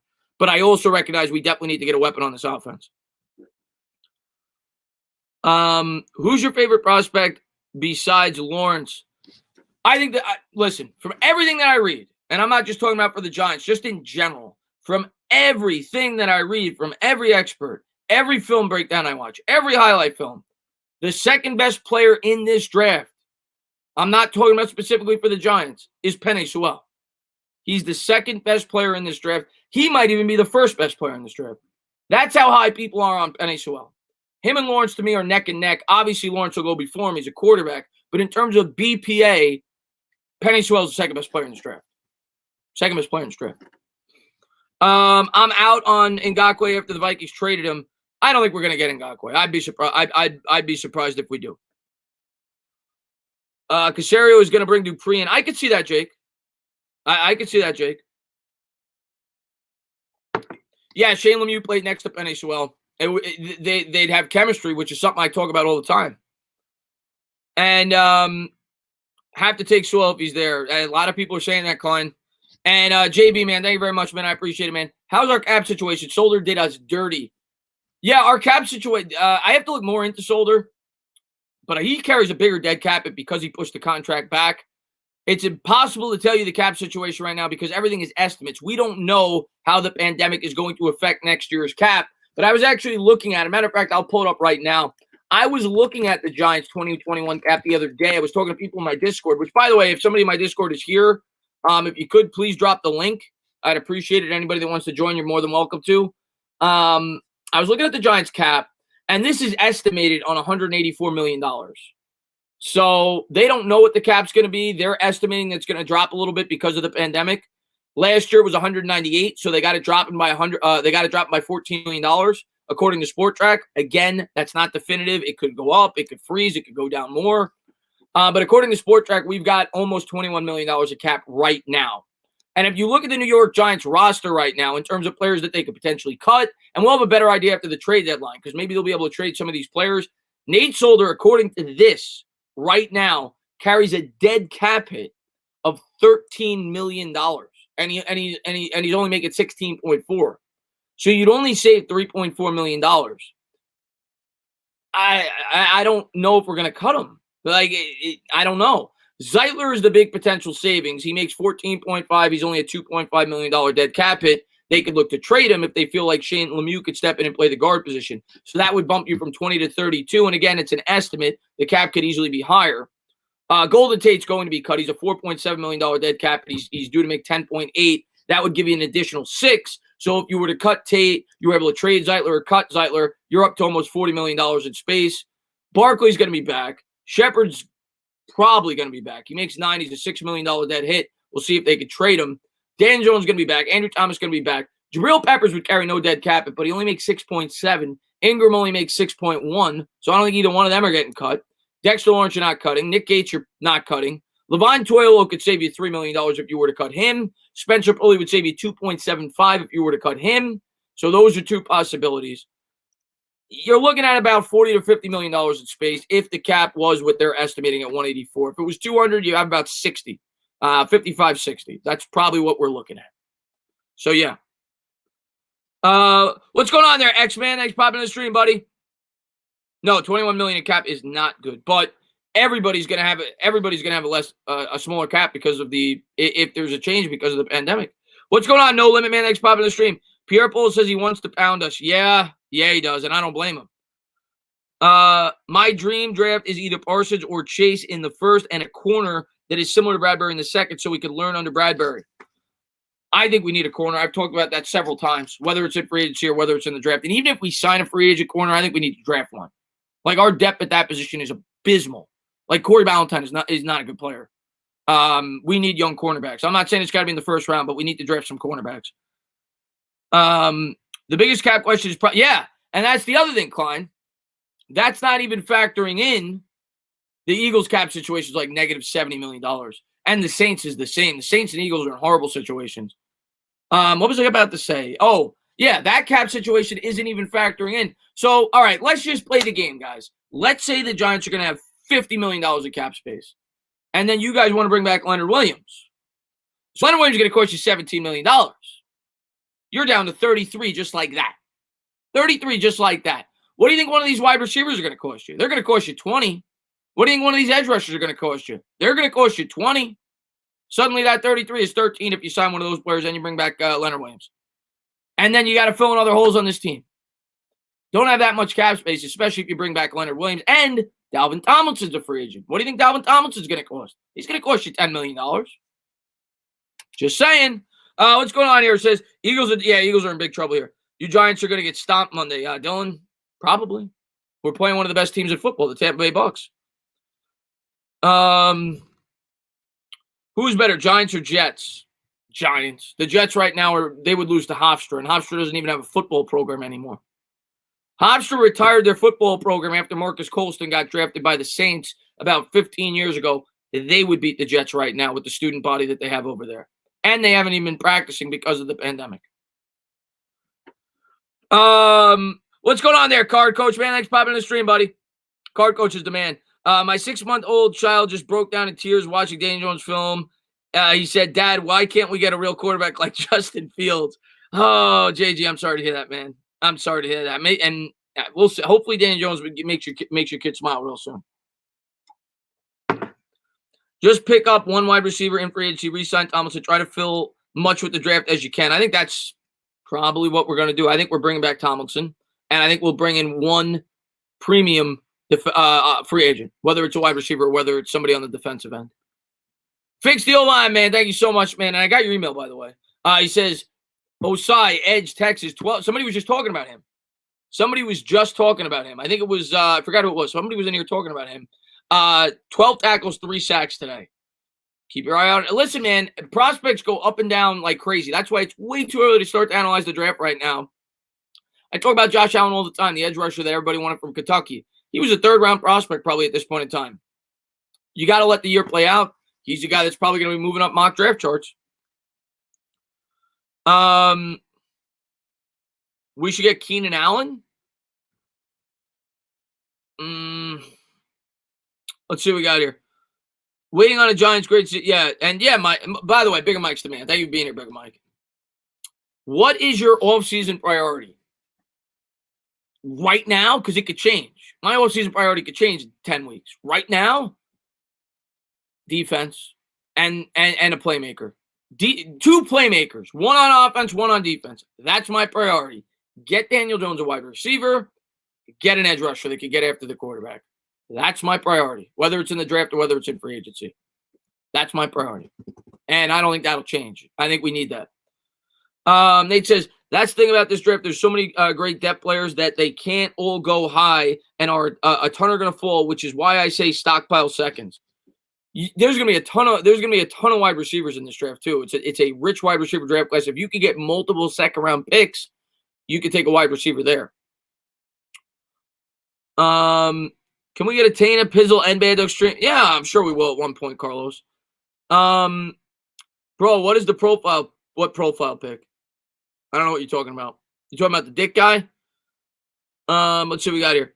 If the cap goes down, teams will be looking to trade guys too. A lot of guys could be available. Yeah, but they'll only be available, Klein, if we could take them on our roster.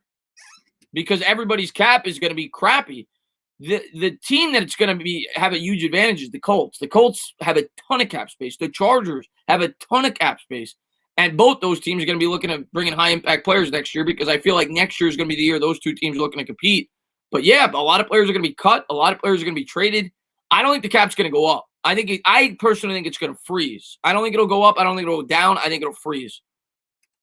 And it may freeze for like 2 years. That's my prediction. That's just guessing. JB, man, thank you very much. When McKinney comes back, does Ryan move to cornerback 2? If he's still on the team, I think Logan Ryan could still be traded at the deadline. But if he's still on the team, maybe Ryan Lewis. I don't know. Good chance. I mean, maybe him or Love. Maybe they give him a look there. Lewis has not been playing well. It's possible. I think it'll be interesting to see how they implement McKinney into the defense. I think he's going to play all over the football field. I don't think he's going to have a set position. Yeah, I think it's going to be like college with Alabama. I think they're going to play him all over the field. They'll find a way to get both those guys in the lineup if he's still on the team. Logan Ryan. Let's see what we got here.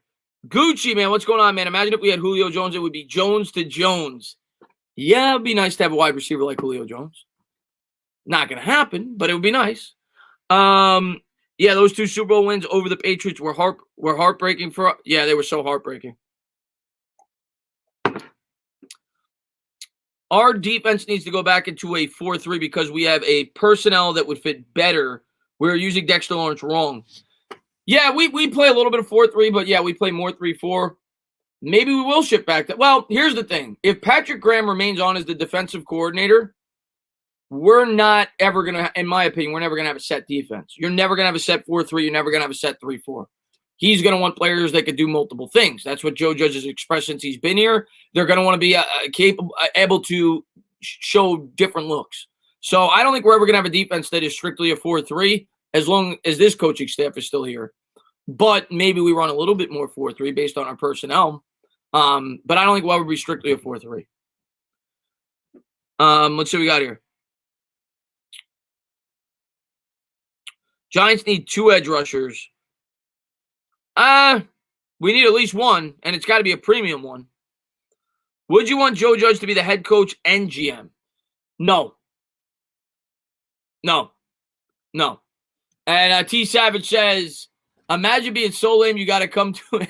Yeah, you're talking about the guy that's in there. I don't know if he's a Bucs fan or I don't know if he's an Eagles fan or a Jets fan or whatever. There's a guy in here that's been trolling all night. He says, imagine being so lame you got to come to a stream for a bad team to troll. T Savage, I say it all the time, man. I laugh when people come in here and they say, you guys suck. You tell me something we don't know. Like, you think it hurts my feelings when you tell me that my team sucks?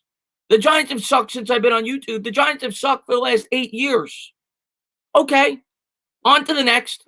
We're talking about how we're going to improve. We know we suck. What's going on there, Big Rob, man? Thanks for popping in the stream, man. No shit. Yeah, we know we suck, man. What's going on, John? What's going on there, Sean Torres?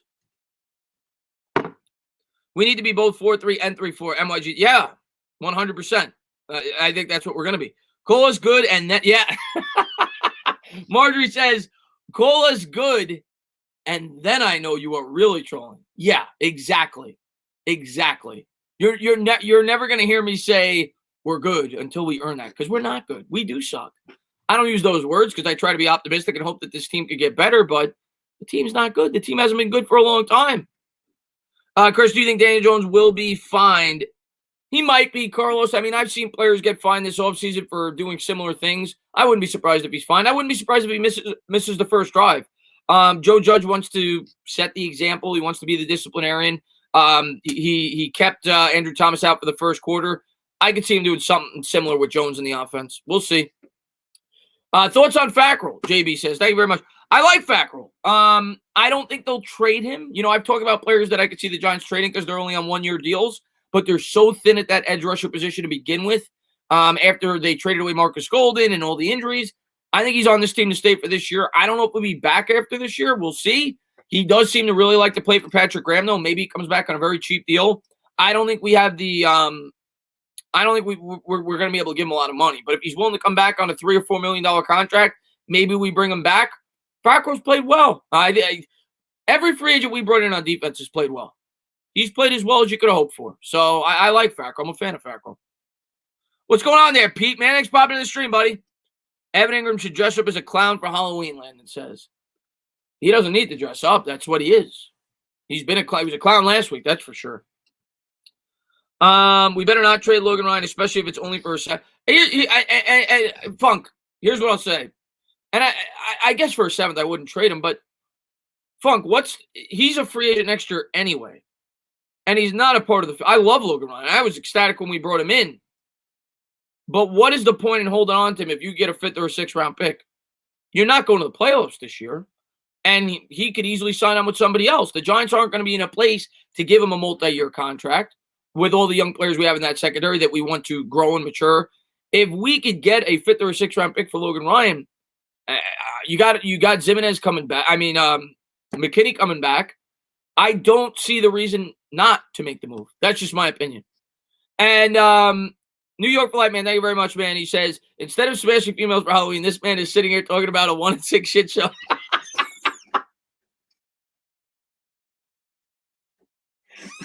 New York Flight, my man. Hey, man, I always try to give you guys a Q&A a week when I can. I meant to do it on Wednesday, so no, I'm not smashing females tonight. I am talking about a 1-6 shit show, but I appreciate all you guys' support, man. You rocking the sweat. Listen, man, I'm going to ask the chat right now. I'm going to give you guys the option because it didn't work against the Eagles.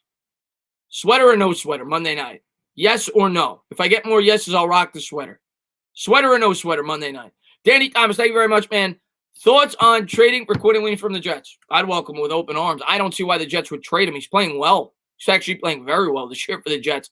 I know that there were rumors about that. I would do it in a second. All right, we got 1 no, 2 no, 3 no's. Got a couple of yeses. All right, pretty close. Pretty close.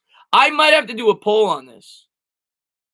I might have to do a poll on this because that's really close. It wasn't overwhelming either way.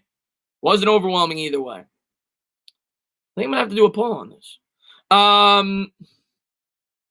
Maybe I'll do it on Twitter or on my community notes. I think we're gonna have to do a poll on this: sweater or no sweater. Why Andrew Thomas is struggling while Tristan Wirfs, Jedrick Wills, and Mekhi Becton are having great rookie seasons. Stanley, I can't answer that for you. I mean, maybe, there are so many potential answers. Is it the coaching? Is it the fact that he wasn't as technically skilled as some of these other guys coming out, which is basically what Joe Thomas said? Is it that all the other guys are learning a new skill? I don't know. There were so many potential explanations for that. I still think he's going to be a good tackle. All you heard about Andrew Thomas coming in is the guy's got tremendous physical ability. I think he's going to get better. I do. I don't think he's going to be a complete bust like a lot of people are saying. I still believe in Andrew Thomas. I'm not telling you he's going to be otherworldly. I'm not telling you he's going to be all pro. I think he's going to be a good tackle for the New York Giants. T-Man, thank you very much, man. I appreciate it, man. Thank you very much for the love, man. I really appreciate that. Becton destroyed that lineman. Did you guys see? Becton's been great for the Jets. He's been very good for the Jets. What's up, Kristaps Porzingis? New sweat. Maybe I'll wear. I mean, I got the Eli jersey on now. I got like 3 different Eli jerseys though. Maybe I'll just rock the Eli. I don't know. We'll see. Maybe I'll get a new hat. I'll get a Giants hat this week, maybe. I think that's what we'll do. We'll switch it up. HTTR for life, man. Go over there. Check him out, by the way. He's always supported me ever since I've been on YouTube. Your team's got a shot at the division, man. He said, so what's the 4-1-1 on Shane Lemieux? Doesn't decent backup. I like Lemieux. I'm a big fan of Lemieux. I don't, obviously we haven't seen him play in the NFL yet, but when I did some research on him, I was happy with the pick. I think he could be a starting caliber guard in the NFL. I don't know if he's ready yet. He probably isn't. He's probably going to get beat like a drum his first start, but I like Shane Lemieux. I like the pick this year. Most people had him going in the 3rd or 4th round. He's got some things to work on from what a lot of the scouts said, but I do like Lemieux. I think he could be a starting caliber offensive guard in the NFL. So we'll see.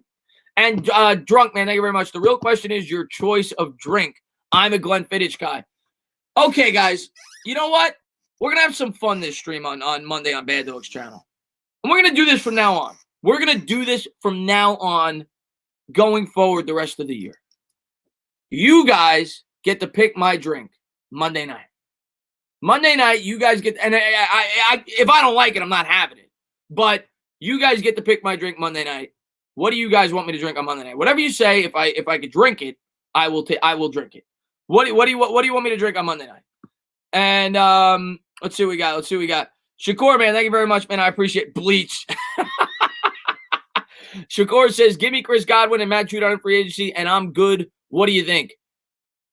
Those would be 2 great players. I mean, if we could get our hands on them. I think Judon's a little bit overrated. I'd rather have Bud Dupree personally. There's a couple of other guys I'd rather have, but I like Judon. Godwin's a fantastic wide receiver. I'd be open to both those guys. Blue Moon, Dirty Martinez, Waterbro. I'm getting a lot of bleaches. That's not nice. Jersey Jake says, my piss. Jake, what does your piss taste? I've never had piss. So I maybe I would enjoy it. I don't know, but probably not. Fixed Deal Line says, say we have the number 2 or 3 pick. Would you rather trade with Dallas? They get Fields for their first round. Number 5, their second round. And then here's if we get the second pick, I don't steal reserve. Modelo. I'm getting some Modelos. I like 7 and 7, John. I like 7 and 7. That's a good drink. If we get the second pick, I'm not trading with Dallas because here's what I'll say. If you trade down with Dallas, and let's say Justin Fields turns out to be the next unbelievable quarterback, you are going to get destroyed forever for giving the Dallas Cowboys a franchise quarterback. So I could never trade down with Dallas. I couldn't do it. Couldn't do it. But I don't think I think on Dallas, Justin Fields could be great if they get that offensive line back and healthy. But no, I'm not giving them a quarterback. Old English, Black Label, chocolate. Chris, what Giants player that we got rid of in the last 5 years would you want back if you could? Maybe I'll go with the Peroni. Peroni's my beer. You know that, Chad. Maybe I'll go with the Peroni. But maybe I'll have a mixed drink. Maybe I'll change it up this week. But in terms of the player that I'd want back, let me think about that. Player I'd want back. Over the last 2 years, was it? Last 2 or 3 years? Probably Pierre-Paul. Probably JPP. Probably JPP. Yeah, I think that's who it would be. I think it would be JPP. Hey, Chris, the Giants fans, what's going on? Nicholas Man, thanks for popping in the stream. It wouldn't be Odell. Odell's got another injury. He's out for the year. It wouldn't be Odell. Odell's out for the year. He's got 3 injuries now. And you can't predict that, but no. But right now, if I had Odell on the team right now, he'd be out for the year. Ogletree sucks. I didn't like Ogletree. If it is a 5th, I'd take it, not a 6th, though, and we could move the quarterback 2. Yeah, 5th, we'd have to do it. Let's see what we got here. If it's a 5th, well, yeah, maybe before the injury, sure, but he's hurt.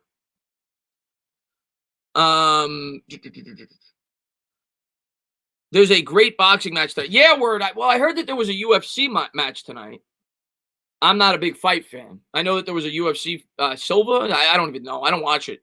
But I think there was a big fight tonight. I didn't know that there was a boxing fight as well. Justin Pugh, yeah. We just didn't pay Pugh. He was solid for us, though. Do you have Philly 500? You know what? Maybe I will have Philly 500 on. Maybe I will have Philly 500 on the week that we play the Eagles. I'm on for a show. Silva got beat down, so that was an early. Was that a pay-per-view tonight, or was that like ESPN or whatever? Like I said, I don't watch it, but was that a pay-per-view tonight? And if it was, I mean, that's early. Usually those pay-per-views go till like midnight, 1 o'clock. Do you think Trevor Lawrence will sit out and not be the next draft? Lots of media are saying if the Jets. I don't. I think he's coming out. He'd be a fool not to come out. I think he's coming out. But he may force a trade not to land on the New York Jets. Michael, man, thank you very much. Would you do play-by-play for my Puppy Bowl in February? That would be funny, Mike.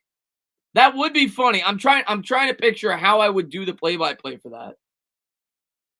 Probably not, but that would be funny. I am gonna do play-by-play for the Cowboys game this week. I'll be doing a lot of basketball, Knicks play-by-play at the start of the year, and obviously the Giants. I don't think I do a Puppy Bowl, but it would be funny. Jonathan, man, thank you very much, man. He says, what was your reaction when OBJ said he was the only reason the Giants brand was still relevant? Ridiculous. And I get where he's coming from because we didn't have any players to tune in for, whatever. Ridiculous. I mean, at the end of the day, the New York Giants are still the New York Giants. No players above the team. Yeah. And what does that tell me? It tells me why I didn't like Odell Beckham, if I'm being honest. He's got an ego. He's got a big ego for a guy that didn't win with us. So you would never hear Saquon Barkley say that. You would never hear Daniel Jones say that. Amani Toomer say that. So, yeah. Yeah. He's a guy that put himself above the team. That's my take on him. Let's see what we got here. And look, man, he says, drink lotion from Simp's bedroom? What?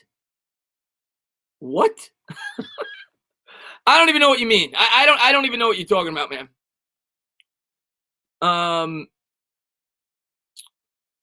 99% of the players the Giants let go 2 to 3 years ago are now unemployed. Snacks Harrison's unemployed. OBJ's just hurt. He's employed. Ogletree, I think, is unemployed. I don't think he's with a team. Maybe he is. Jenkins is still on a team. But some of them are definitely unemployed. Let's see what we got here. I know people didn't like OBJ, but to me, Mara is a bigger embarrassment to the Giants brand. His poor decisions destroyed the Giants brand. I'm sorry. I agree with you. I think Mara's done a horrible job. I'm not blaming OBJ for OBJ has nothing to do with why the Giants are where they are. Mara has a lot to do with it. 100%. 1,000%.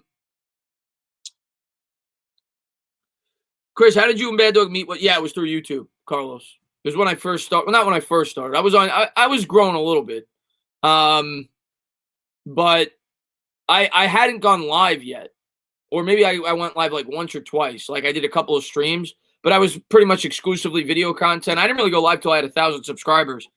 And a bunch of my subs were like, you should try to collab with Bad Dog. You should try to collab with Kid Blue or whatever. And I always credit the Knicks community for why I picked up on that. You should always try to work with whoever, because the Knicks community was always so open, and so they're such a great community, always trying to help each other. Because when I first started, I was doing more Knicks content than Giants content because it was kind of a dead time. It was right after the draft. And a bunch of my subs said, reach out to Bad Dog. I reached out to him. And the first week he canceled. Something came up. I don't know. And then the second week we worked together, and we've been working together ever since. Jonathan, man, thank you very much, man. Having a wide receiver with a $20 million cap hit is ridiculous. It's not easy to win when you're paying a wide receiver 10% of your cap. I completely agree with that. Completely agree with that. And I've been very consistent in saying that since I've been on YouTube. But sometimes you got to bite the bullet. And I could understand it in the situation the Giants are in right now because Jones is still on that rookie deal. But it is nearly impossible to have a quarterback getting paid quarterback money and a wide receiver getting paid money like that and win football games. You look what happened to the Falcons when they paid Ryan and they paid Julio. So it's very hard to maintain excellence when you're paying a wide receiver and a quarterback at the same time. I do think we need to bring in a proven commodity for Jones. But once you pay your quarterback, it's nearly impossible to have success when you're paying a wide receiver like that. What about the Chiefs? The Chiefs weren't paying Pat Mahomes until this year. They're doing it now. And the Chiefs. But do we have Pat Mahomes? Do we have Andy Reid? Are we ever going to have Pat Mahomes, and are we ever going to have Andy Reid? No. How are the Hog Mollies going to do this week? Need to get to Brady. We absolutely need to get after Brady. There's no doubt about it. And we know how to. We're not going to be here. I know as a Giants fan, the way to beat Tom Brady is simple. Being able to get not simple. It's not simple to execute, but to know how to beat him is. We know how to do it. You have to be able to get pressure on without blitzing. This New York Giants defense cannot get pressure on without blitzing. And if the Giants blitz, he's going to tear us apart. Just being honest with you. It's what he's done his entire career. I think Brady's going to have a good game.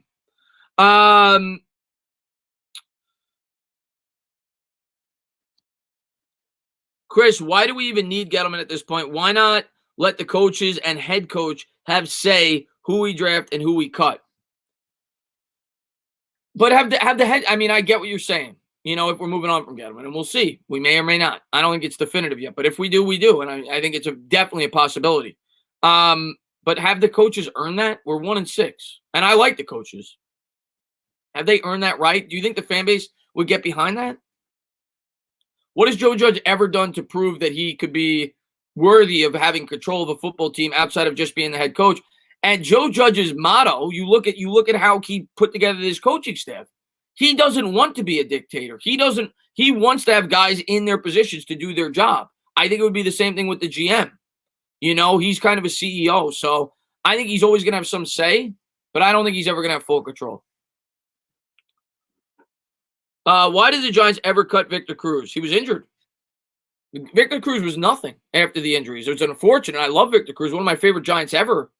But Victor Cruz was nothing after those injuries, so that's why they cut him. What's going on there, Jason Cruz? Thanks for popping in the stream, buddy.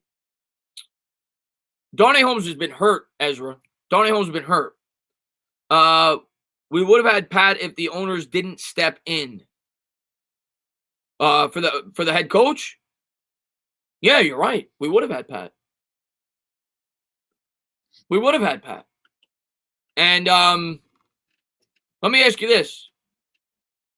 And I love Joe Judge, and I'm happy he's here. If Pat Shermer was on this team right now, you want my honest opinion? We have a better record than we do right now. That's my honest opinion.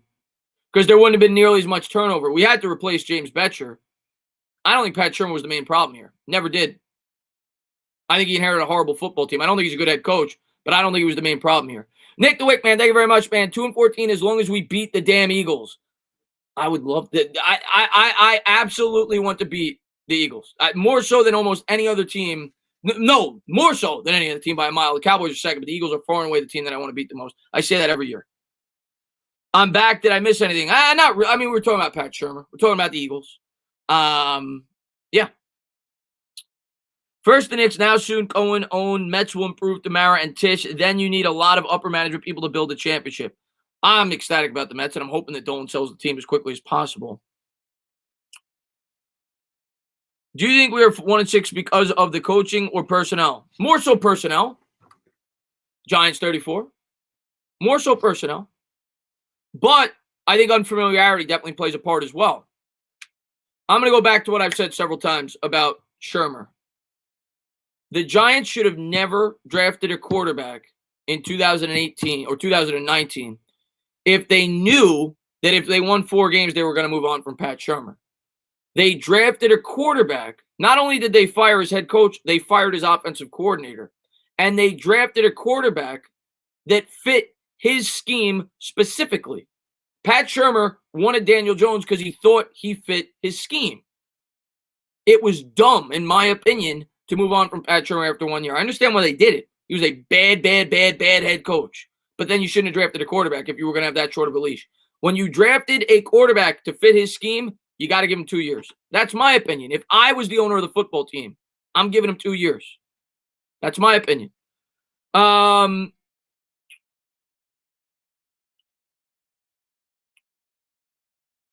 think Daniel Jones would be better if Pat was the head coach right now. I think Daniel Jones would be better. Do you think we should pick up Eli Apple? Can it hurt? It can't hurt. He sucks. But it's not happening. We got rid of him because that was a good trade. There's a good trade. You know, you want to give Gettleman credit for a trade? There's a good one. You got something for Eli Apple. I think they got like a 3rd or 4th round pick. He just got cut. So there was a good trade. Thank you very much, Pastor Raymond. I appreciate it. I also think it's a bad philosophy to draft a quarterback to fit a scheme. To me, you draft a guy who can be a superstar and fit the scheme around him. I agree with that too, Pastor Ray. I agree with that too. But I think once you draft your quarterback, you have to stick with him and give him an opportunity. And the Giants did not. They botched it, in my opinion. The handling of Daniel Jones, and hopefully it gets better, and hopefully they turn it around. But yeah, I mean, when you're drafted a quarterback that early in the first round, you want to draft a guy that's not scheme dependent. I agree with that. Now, there's definitely quarterbacks that are scheme dependent. Lamar Jackson is scheme dependent. He's fantastic in the scheme he's in. But I agree with you. There's some quarterbacks that are good no matter what scheme they're going to play in. And yeah, that's what you should be looking for when you're drafting a quarterback in the top 6 picks. I agree with that completely. But any quarterback, if you force a scheme change on him in his second year, there's going to be growing pains. And I thought it was a mistake. I understand why we fired him. He sucks as a head coach. But I don't think it was the best decision for the offense and Daniel Jones' maturation. And New York Mets, New York Giants just farted. It's good to know. Was it SBD? Chris, do you think we should play Caden Smith more? Because I sure do. We play Caden Smith a fair amount, you know, but we don't throw it to him. You know, he plays in the backfield. He's in the fullback role, the H-back role. He just doesn't get a lot of catches. We do run some 2 tight end sets, but he doesn't play enough in terms of the pass catching game. I'd like to see him get more used in the pass catching game. If we fired Sherman, we should. I agree. And I defend Gettleman. Not so much this year, but I've defended Gettleman for a long time on YouTube. I do think a lot of times he doesn't. I think he is rightfully bashed for bad moves that he makes, but I don't think he gets enough credit for some good moves he makes. I try to be as fair as I possibly can with Dave Gettleman. I was completely on board with firing Dave Gettleman when they fired Pat Shermer. Completely on board with it. I thought it was dumb to bring him back. And it has nothing to do with Gettleman. It has everything to do with you want to have a head coach and a GM on the same timeline. Didn't make any sense whatsoever. And if then you fire the GM again, now you're putting Joe Judge in a horrible situation. The handling of the upper management over the last 5 or 6 years by the New York Giants has been awful. Awful. That's the only word to describe it. Awful. What's going on there, Robert, the musician, man? Thank you for popping in the stream, man. Nate says, I've said this to you before, but I think Gettleman has done a decent job building a foundation. He just doesn't have nearly the creativity to build a house. I kind of agree with that. I think he's done a decent job building the foundation, but I agree with you that he's not really an out-of-the-box thinker. I think that is a fair assessment, and some of his moves have worked, some of them haven't. What's going on there, Loopy? I think you're way too hard on Daniel Jones. We need to give him at least 4 to 5 years. The best quarterbacks get a long time to develop. We can't. 4 to 5. Fred's trolling. I think he trolled yesterday too. No, and I'm not. I don't even think I'm that hard on Daniel Jones. I think I'm one of the guys that tries to back Daniel Jones. Now I'm not a Daniel Jones apologist. I'm not going to say Daniel Jones is great when he's not. But I do think he was put in a horrible situation, and I do think we need to see more of him before we could come to a final conclusion. But I'm definitely not a Daniel Jones apologist, but I think I'm fair with Daniel Jones. But no, not 4 to 5 years. That's for damn sure. Let's see what we got here. Yeah, Fred's got. I'll tell you what, man. Fred, do you use what kind of brush do you use for your back? What do you use? Because that looks like you got more hair on your back, Fred, than I got on my head. And my hair is getting long, Fred. My hair is getting down to like my eyes, Fred.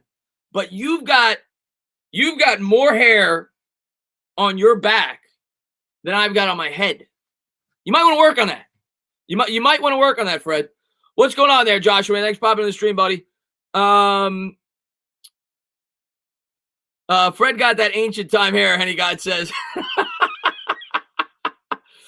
Showing off the flow, Nate says, yeah. You know what? I got to get him off the screen. I'm just going to pull up anybody. We got to get that back hair off the screen immediately.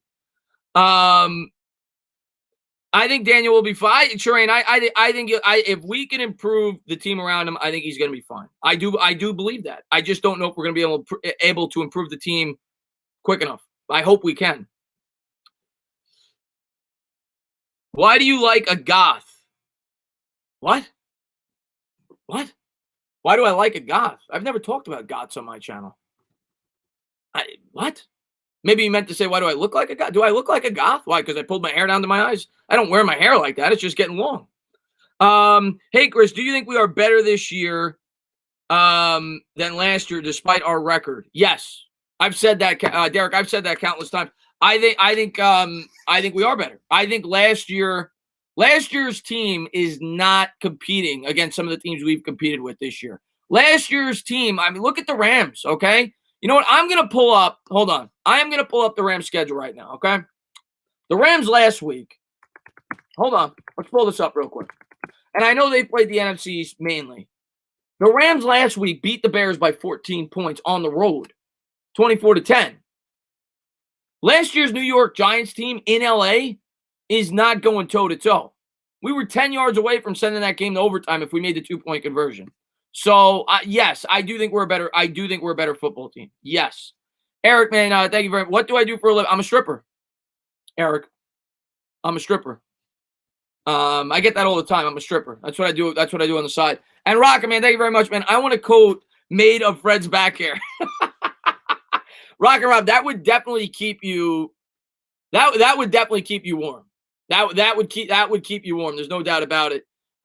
You could probably go out naked if you're wearing that, covering your body. Let's see what we got here. What's going on, Gary, man? Thanks for popping the stream. Chris, great show, and I hope you tune into me and the Mad Dog. Oh, well, hold on. We got Francesa. Got to show the Pope some love. He says, Chris, great show. What's Francesa famous for? Okay. Chris, great show, okay? I hope you tune in to me and the Mad Dog at 6 p.m. Eastern. We will be discussing the prospects of a group led by Jason Giambi and the Wilpons buying the Knicks from Jim Dillon. Okay. All right. Drink your Diet Coke, Mike. Thank you for tuning in the stream, buddy. I appreciate it. Nate says, we're better than our record, and it only shows on the field. I wonder who could have possibly predicted this offseason while fans were. Nate, I think you said 4 wins at the beginning of the year, and I think you're going to be right. I was being optimistic. I said 6 wins, but in the back of my head, I always said probably between 4 and 6 wins. I think they're a 4-win team with the schedule that they're playing, but I think they are a much better team than last year, even though the final record may not indicate it. Every time the Giants win, Chris should give DJ a private show. Donovan Paola said. Okay, all righty, okay. The moon has the same face as I did on Thursday. I don't even know what that means. Omar. Hey, Chris, do you think we can win the next 3 games after the Bucs? What's the percentage? Okay. Okay, what do I think the percent chance is that we win all 3 games or individually?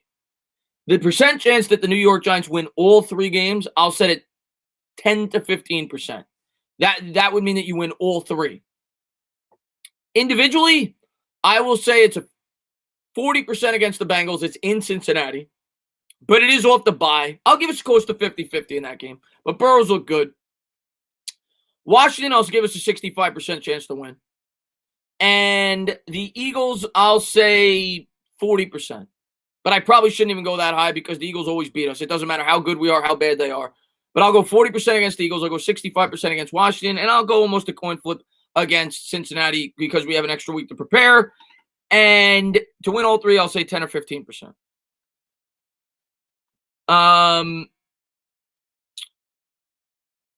Yeah, we do not own the Eagles. Not since I've been watching this team.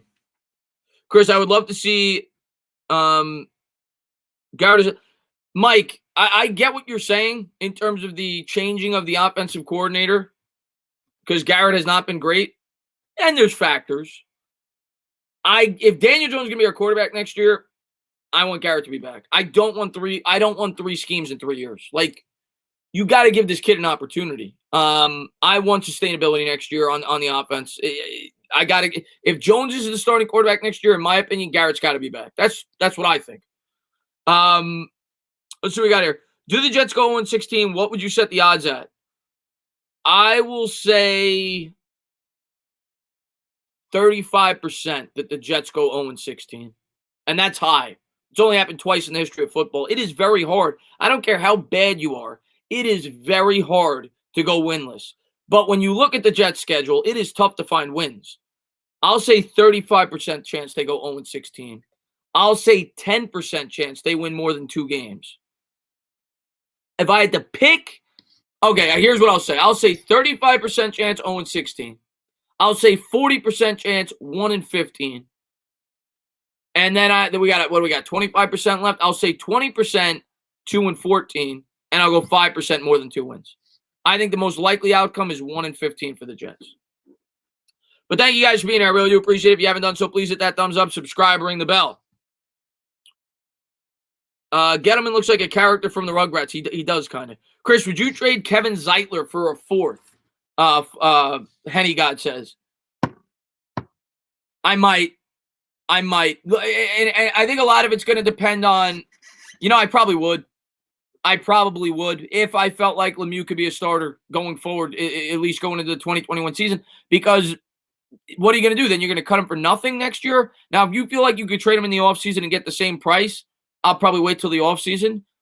But I wouldn't be upset if the Giants traded him for a 4th because he's probably not going to be on this team next year anyway with the cap hit that he has and the salary cap situation and everything else. So I definitely consider it. I mean, I would try to pair somebody else up with Zeitler or maybe get a 3rd, but I wouldn't be upset if they traded him.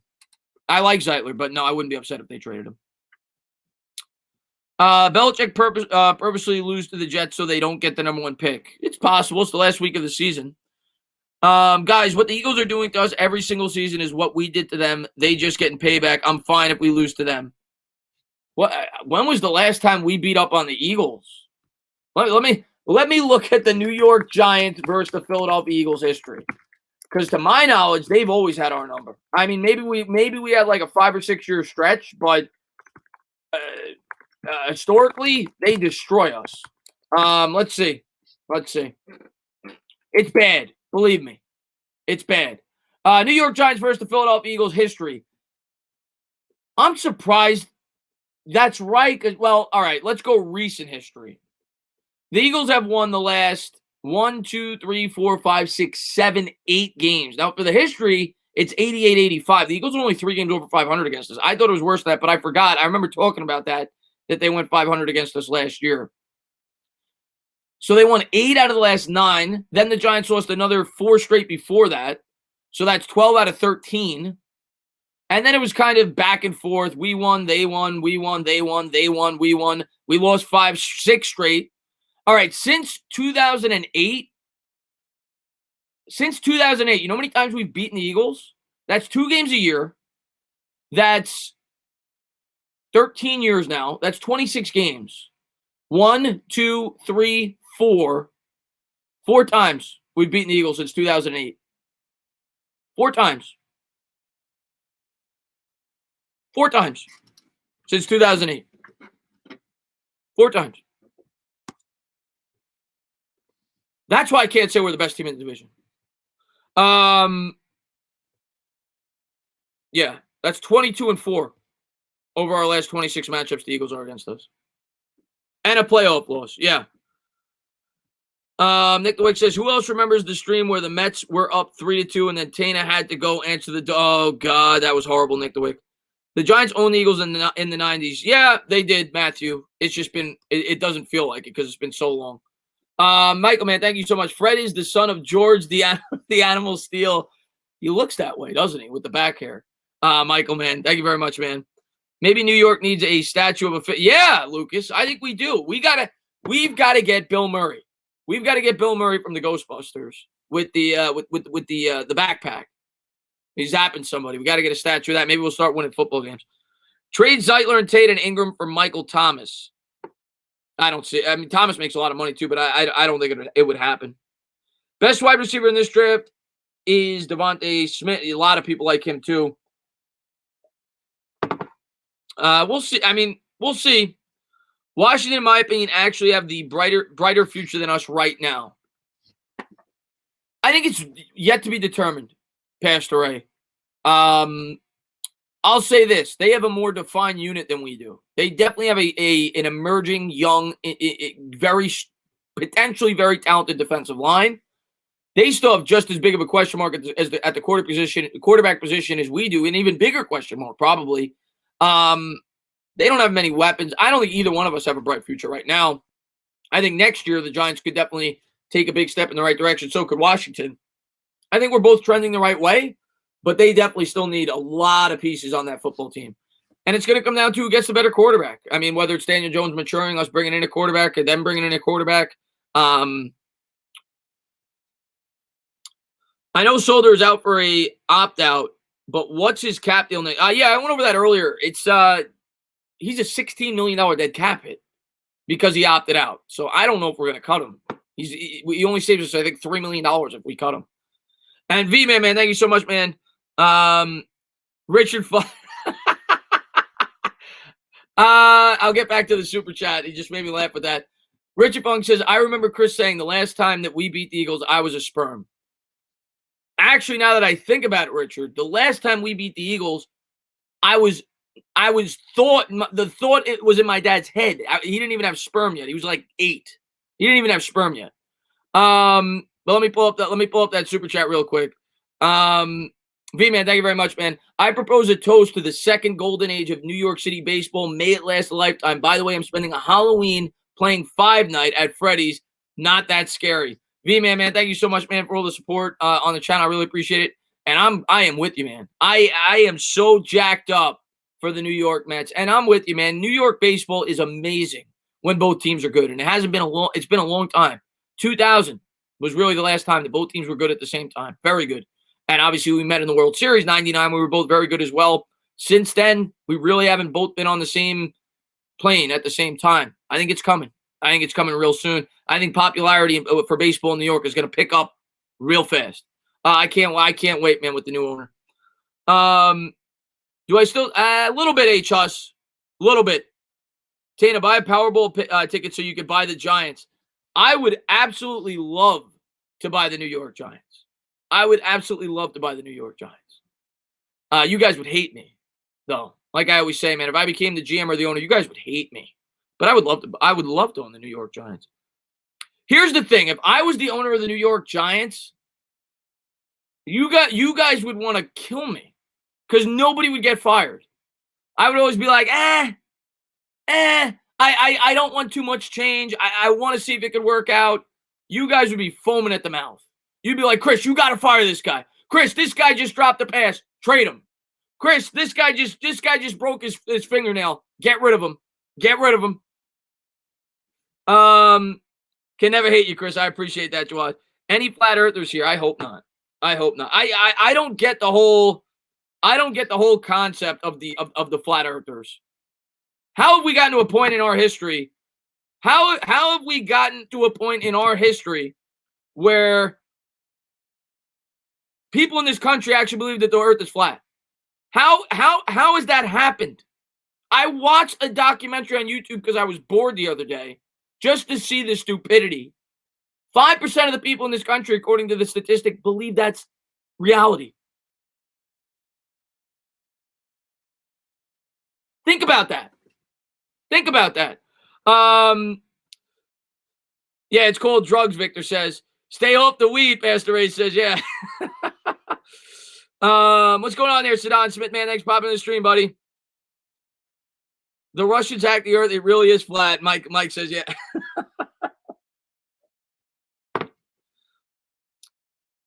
Let's see what we got here.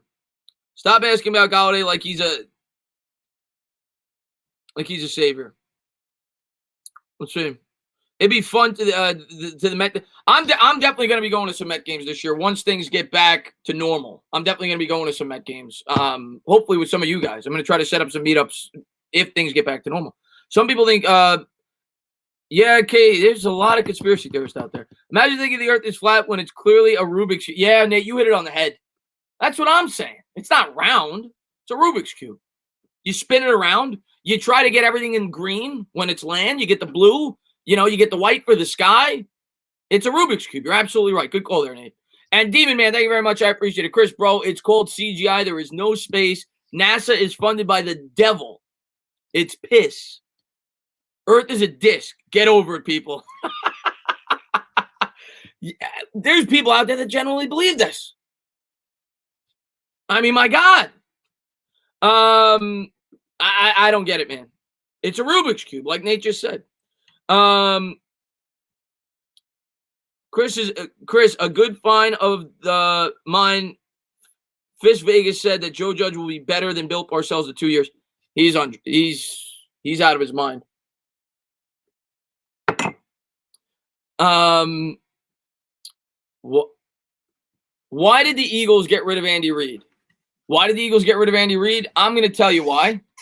Because the Eagles are ridiculous. That's why. Well, I'll tell you what. They had some injuries. They had a 4-win season, and that's why. And the fan base booed them on the way out. You know what? Here's what let's talk about how smart because I always like to rag on the Eagles when I can. Let's talk about how smart of an organization the Philadelphia Eagles are. Let's talk about this. I'm going to give you Andy Reid's win-loss record with the Philadelphia Eagles. This is brilliant by the Philadelphia Eagles. First year he took over a bad team. They went 5-11. Second year 11-5. Third year 11-5. Fourth year 12-4. Fifth year 12-4. Sixth year 13-3. Seventh year, I'm assuming somebody probably got hurt. McNabb 6-10. Next year 10-6, 8-8, 9-6-1, 11-5, 10-6, 8-8. Then they go 4-12. He has one bad year. They fire him. He goes to the Chiefs. He inherits a team that won 5 games the year before. 11-5, 12-4, 10-6, 12-4, 12-4, 6-1. Career record of 213 and 129. Eagles fired him, and the fans booed him on the way out. One of the greatest coaches in the history of football. The Eagles fans booed him on the way out. They got class over there.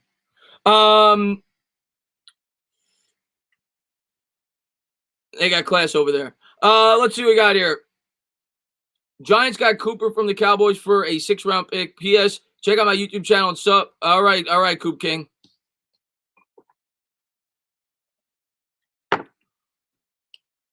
Tana, Dodgers versus Mets. I'm there. Let's do it, Nick DeWitt, man. Can't wait, buddy.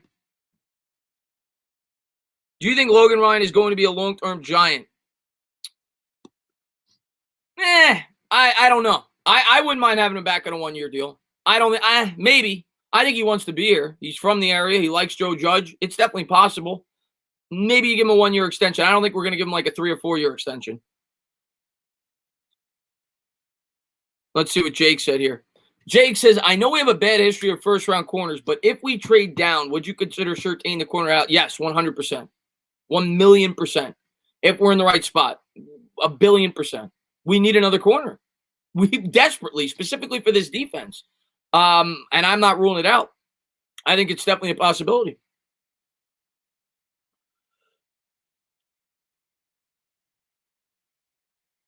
Worst fan base of any team, the Eagles. I don't know if they're the worst. Here's one thing I'll say about the Eagles fan base. They're very loyal. They're very passionate. So I give them points for that. They're reactionary, but so are we. But yeah, I couldn't believe they booed. I remember watching as a kid. I was so ecstatic when the Eagles fired Andy Reid. I've always had if you watch my channel, you know, even before he won the Super Bowl, I would say how great of a, I think he's the second greatest coach I've ever seen. I've always had tons of respect for him. I was so ecstatic when the Eagles fired him, and I see the Eagles fans booing him, and I was like, what? So I was so happy when they got rid of him. Nate says they are 100% the worst fan base in football. I'm not particularly close. It's not particularly close either. The Cowboys, the Cowboys fans are bandwagon fans. There's no doubt about it. The Cowboys fan base is the biggest bandwagon fan base.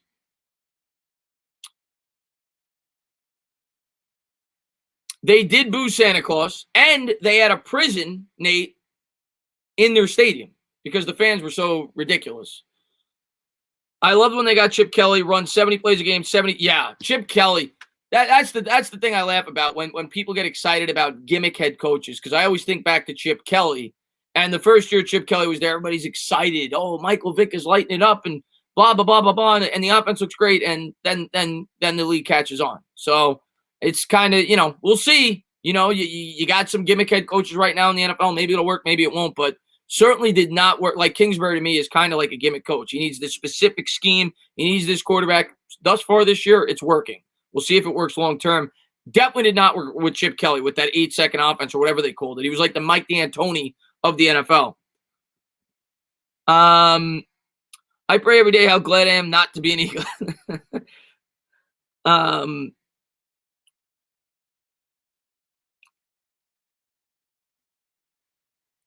I agree and says, how are Cowboys fans bandwagons if they were? Well, no, if you've been rooting for the team for 25 years, you're not a bandwagon. I don't know if you're a Cowboys fan, I agree. But I think there are a lot of people that become Cowboys fans when the team's good and they start talking about them a lot. They're America's team. I mean, there's people, and maybe I'm biased, okay? I grew up in the era where the Cowboys were dominant when I was in elementary school. I was born in 85. Cowboys were winning Super Bowls 93, 94, 95, in that area, 92, whatever it was, the early to mid-90s. And everybody in my school, if they weren't a Giant or Jet fan, and there weren't a lot of them because the team sucked back then, was a Cowboy fan or a 49er fan. They were, and that's all it was in New York. You saw tons of Cowboys shirts, tons of Cowboys jackets, and then it went away when the team fell off. All of a sudden, they're Giants fans, Jets fans. Then the Cowboys get good again, and you start hearing about it again. So that's why I say that.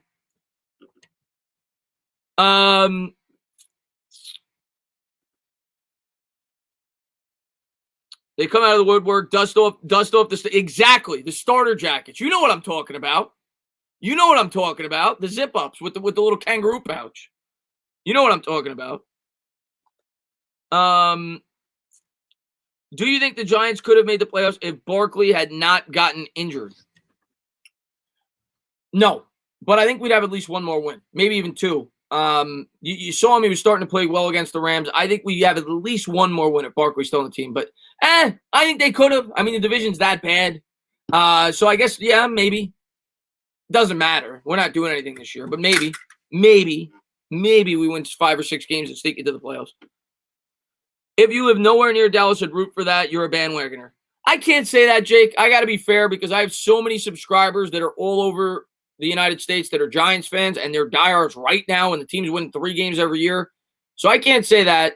You could be a big fan of someone else if you don't necessarily live in the state, but at least for my childhood, there was a lot of bandwagon Cowboys fans. Saquon couldn't run behind this line. No, he couldn't. He did start to run better though in that Rams game before he got hurt, and that's what was so disheartening. And then the line started to play better in terms of the run blocking that game going forward.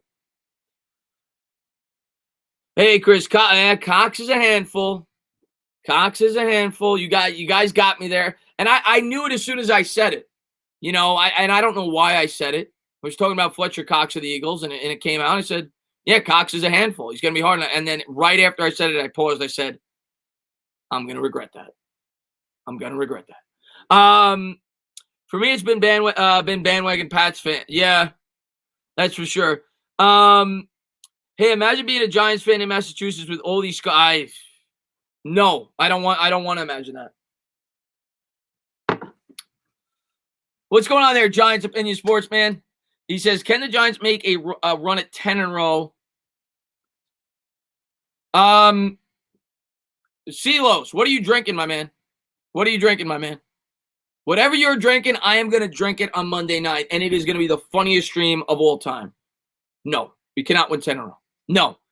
I want to see if we can win 2 in a row. I'm thinking about 2 in a row. I ain't thinking about 10 in a row. I'm thinking about 2 in a row. And I appreciate that, Gucci Lopez, man. Thanks for popping in the stream, buddy. Do a reaction to the Mets get. I did. I made a video on that. To the Mets getting Steve Cohen. I made a video on that. We don't even have 10 more games. Yeah, that's true. Well, maybe he means playoffs. Maybe he means playoffs. We've got 9 games left. Maybe he's saying we win 1 playoff game. No, because he said make the playoffs. What other content creators do you think is delusional? Me, Lord Brunson. I don't like to badmouth other content creators. So I'm not gonna say anything. But there's definitely obviously some content creators that I don't even know if delusional is the right word. Everybody handles their fanhood differently. But there's definitely some content creators out there that I guess I think that maybe their takes are a little far-fetched. But no, I don't badmouth content creators on YouTube. Who would be our next GM? Who would be our next GM? You know, if you asked me, and I know a lot of people are going to be upset, I think it's going to be in-house. That's what the Giants have always done. I think it's going to be in-house if they move on from Gettleman. But in terms of out-of-the-box guys, I've talked about it. Caserio, Dodds on the Colts. There's a lot of guys. If I had to guess, I think it's going to be in-house. I think they're going to go with Abrams if they move on from Gettleman. I'm not saying I want that. You're asking me what I think is going to happen. What's going on there, Stealth Raven?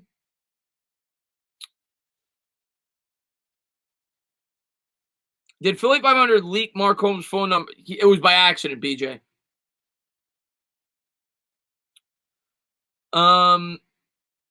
Okay, here's another guy that I get all the time. What's up, Sentinel? Go Mets is right. I can't wait to start talking Mets, man, during the trade deadline.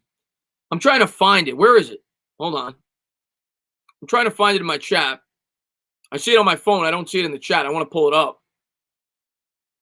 I can't find it for some reason. But he said, JP King said, Louis Riddick would be fantastic. I don't. Okay. And everybody's entitled to their opinion. Just like with the Coleman thing. Can somebody in the chat tell me what's the fixation with Louis Riddick? And I know Louis Riddick is well-spoken. He's good on TV. He's opinionated. He sounds smart. What is the fixation with Louis Riddick? Because if it was Louis Riddick, Dwayne Haskins would be your quarterback right now. If it was Louis Riddick, Isaiah Simmons would have been the pick in the first round this year. So why do people love Louis Riddick? I don't. Why do people love Louis Riddick?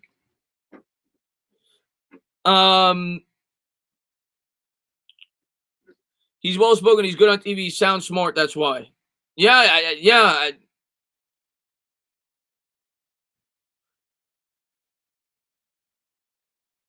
I don't get Louis Riddick. I don't get it. I don't get it. I would much rather bring in somebody else. Louis Riddick literally said, if I'm being entirely honest, I think the media wants Riddick because he's good on TV and they want maybe Nate, I don't know. I don't know. But the I don't want a TV personality. I'm completely with you on that. And if the Giants hire him, they hire him. I'll get behind him. But to me, Louis Riddick said verbatim last year. I remember it because I did a video on it. Because obviously, you guys, if you watch my channel, I didn't want to take Isaiah Simmons. I wanted to tackle. He literally said, maybe I'm getting the words wrong, but he basically said Isaiah Simmons was such a good prospect. If the Giants didn't draft him, he would jump out of like a building, or he would jump through a glass mirror or something like that. Like he'd be that flabbergasted that they'd pass up on that player. So, And he's the same guy that loved Dwayne Haskins. I don't know. Yuri, man, thank you so much, man. I appreciate it. What's going on, Sean Sabella, man? Thanks for popping in the stream, man. He says, what's up, entertainer? Just had my birthday dinner in an Italian. Happy birthday. Yuri, that's right. You told me last night it was your birthday. In an Italian restaurant and a couple of drinks. I recommend going to Patrizia of Williamsburg. I've never been there. I used to live right by Williamsburg, and I plan on moving to the city hopefully sooner than later in that area, and I will definitely check it out. I've been to a couple pizza places at Williamsburg. I don't think I've been to that one. But happy birthday, buddy, man. I'm glad that you enjoyed it, man.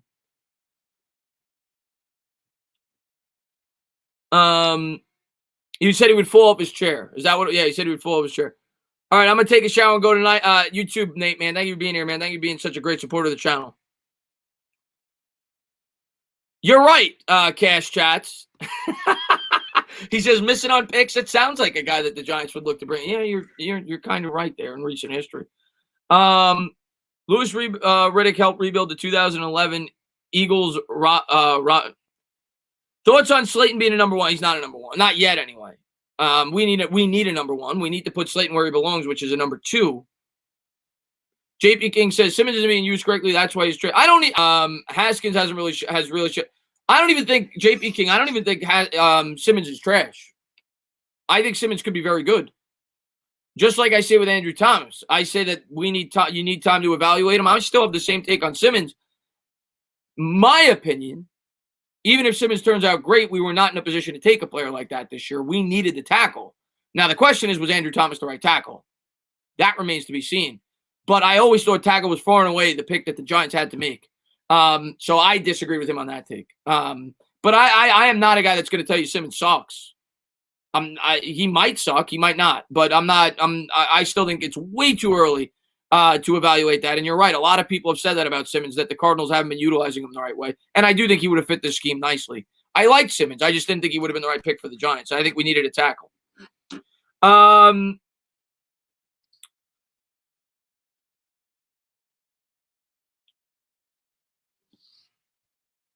Let's see. Yeah, no, I agree.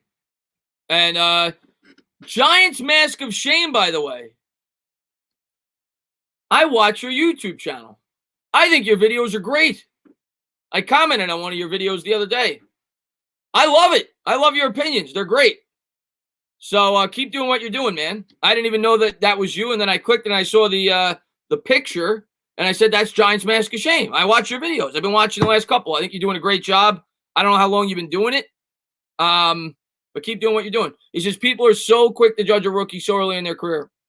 I couldn't have said it better myself. I watched your video when you were talking about Andrew Thomas, and I made a video talking about, in the title, I said, is it time to panic? But I don't think it's time to panic. I'm with you on that. And yeah, man, I watch your stuff, man. I think you're doing a great job over there. Matter of fact, if you want to come on the channel, you're more than welcome. I always try to have Giants content creators on, and that's awesome. Do you follow Giants Daily on Twitter? I do. I do follow Giants Daily on Twitter. What's going on, Sarcone, man? Thanks for popping in the stream. He says, watch them too. Yeah, I like what he's doing over there. He's got I like his opinions. Let's see. Yeah, let's get 300 likes. I appreciate it. If you haven't done so, hit that thumbs up, subscribe, ring the bell. Wait, I don't know the big need for a cornerback too if we get Jay. Well, Darnay Holmes is not an out. They drafted him to be an interior corner.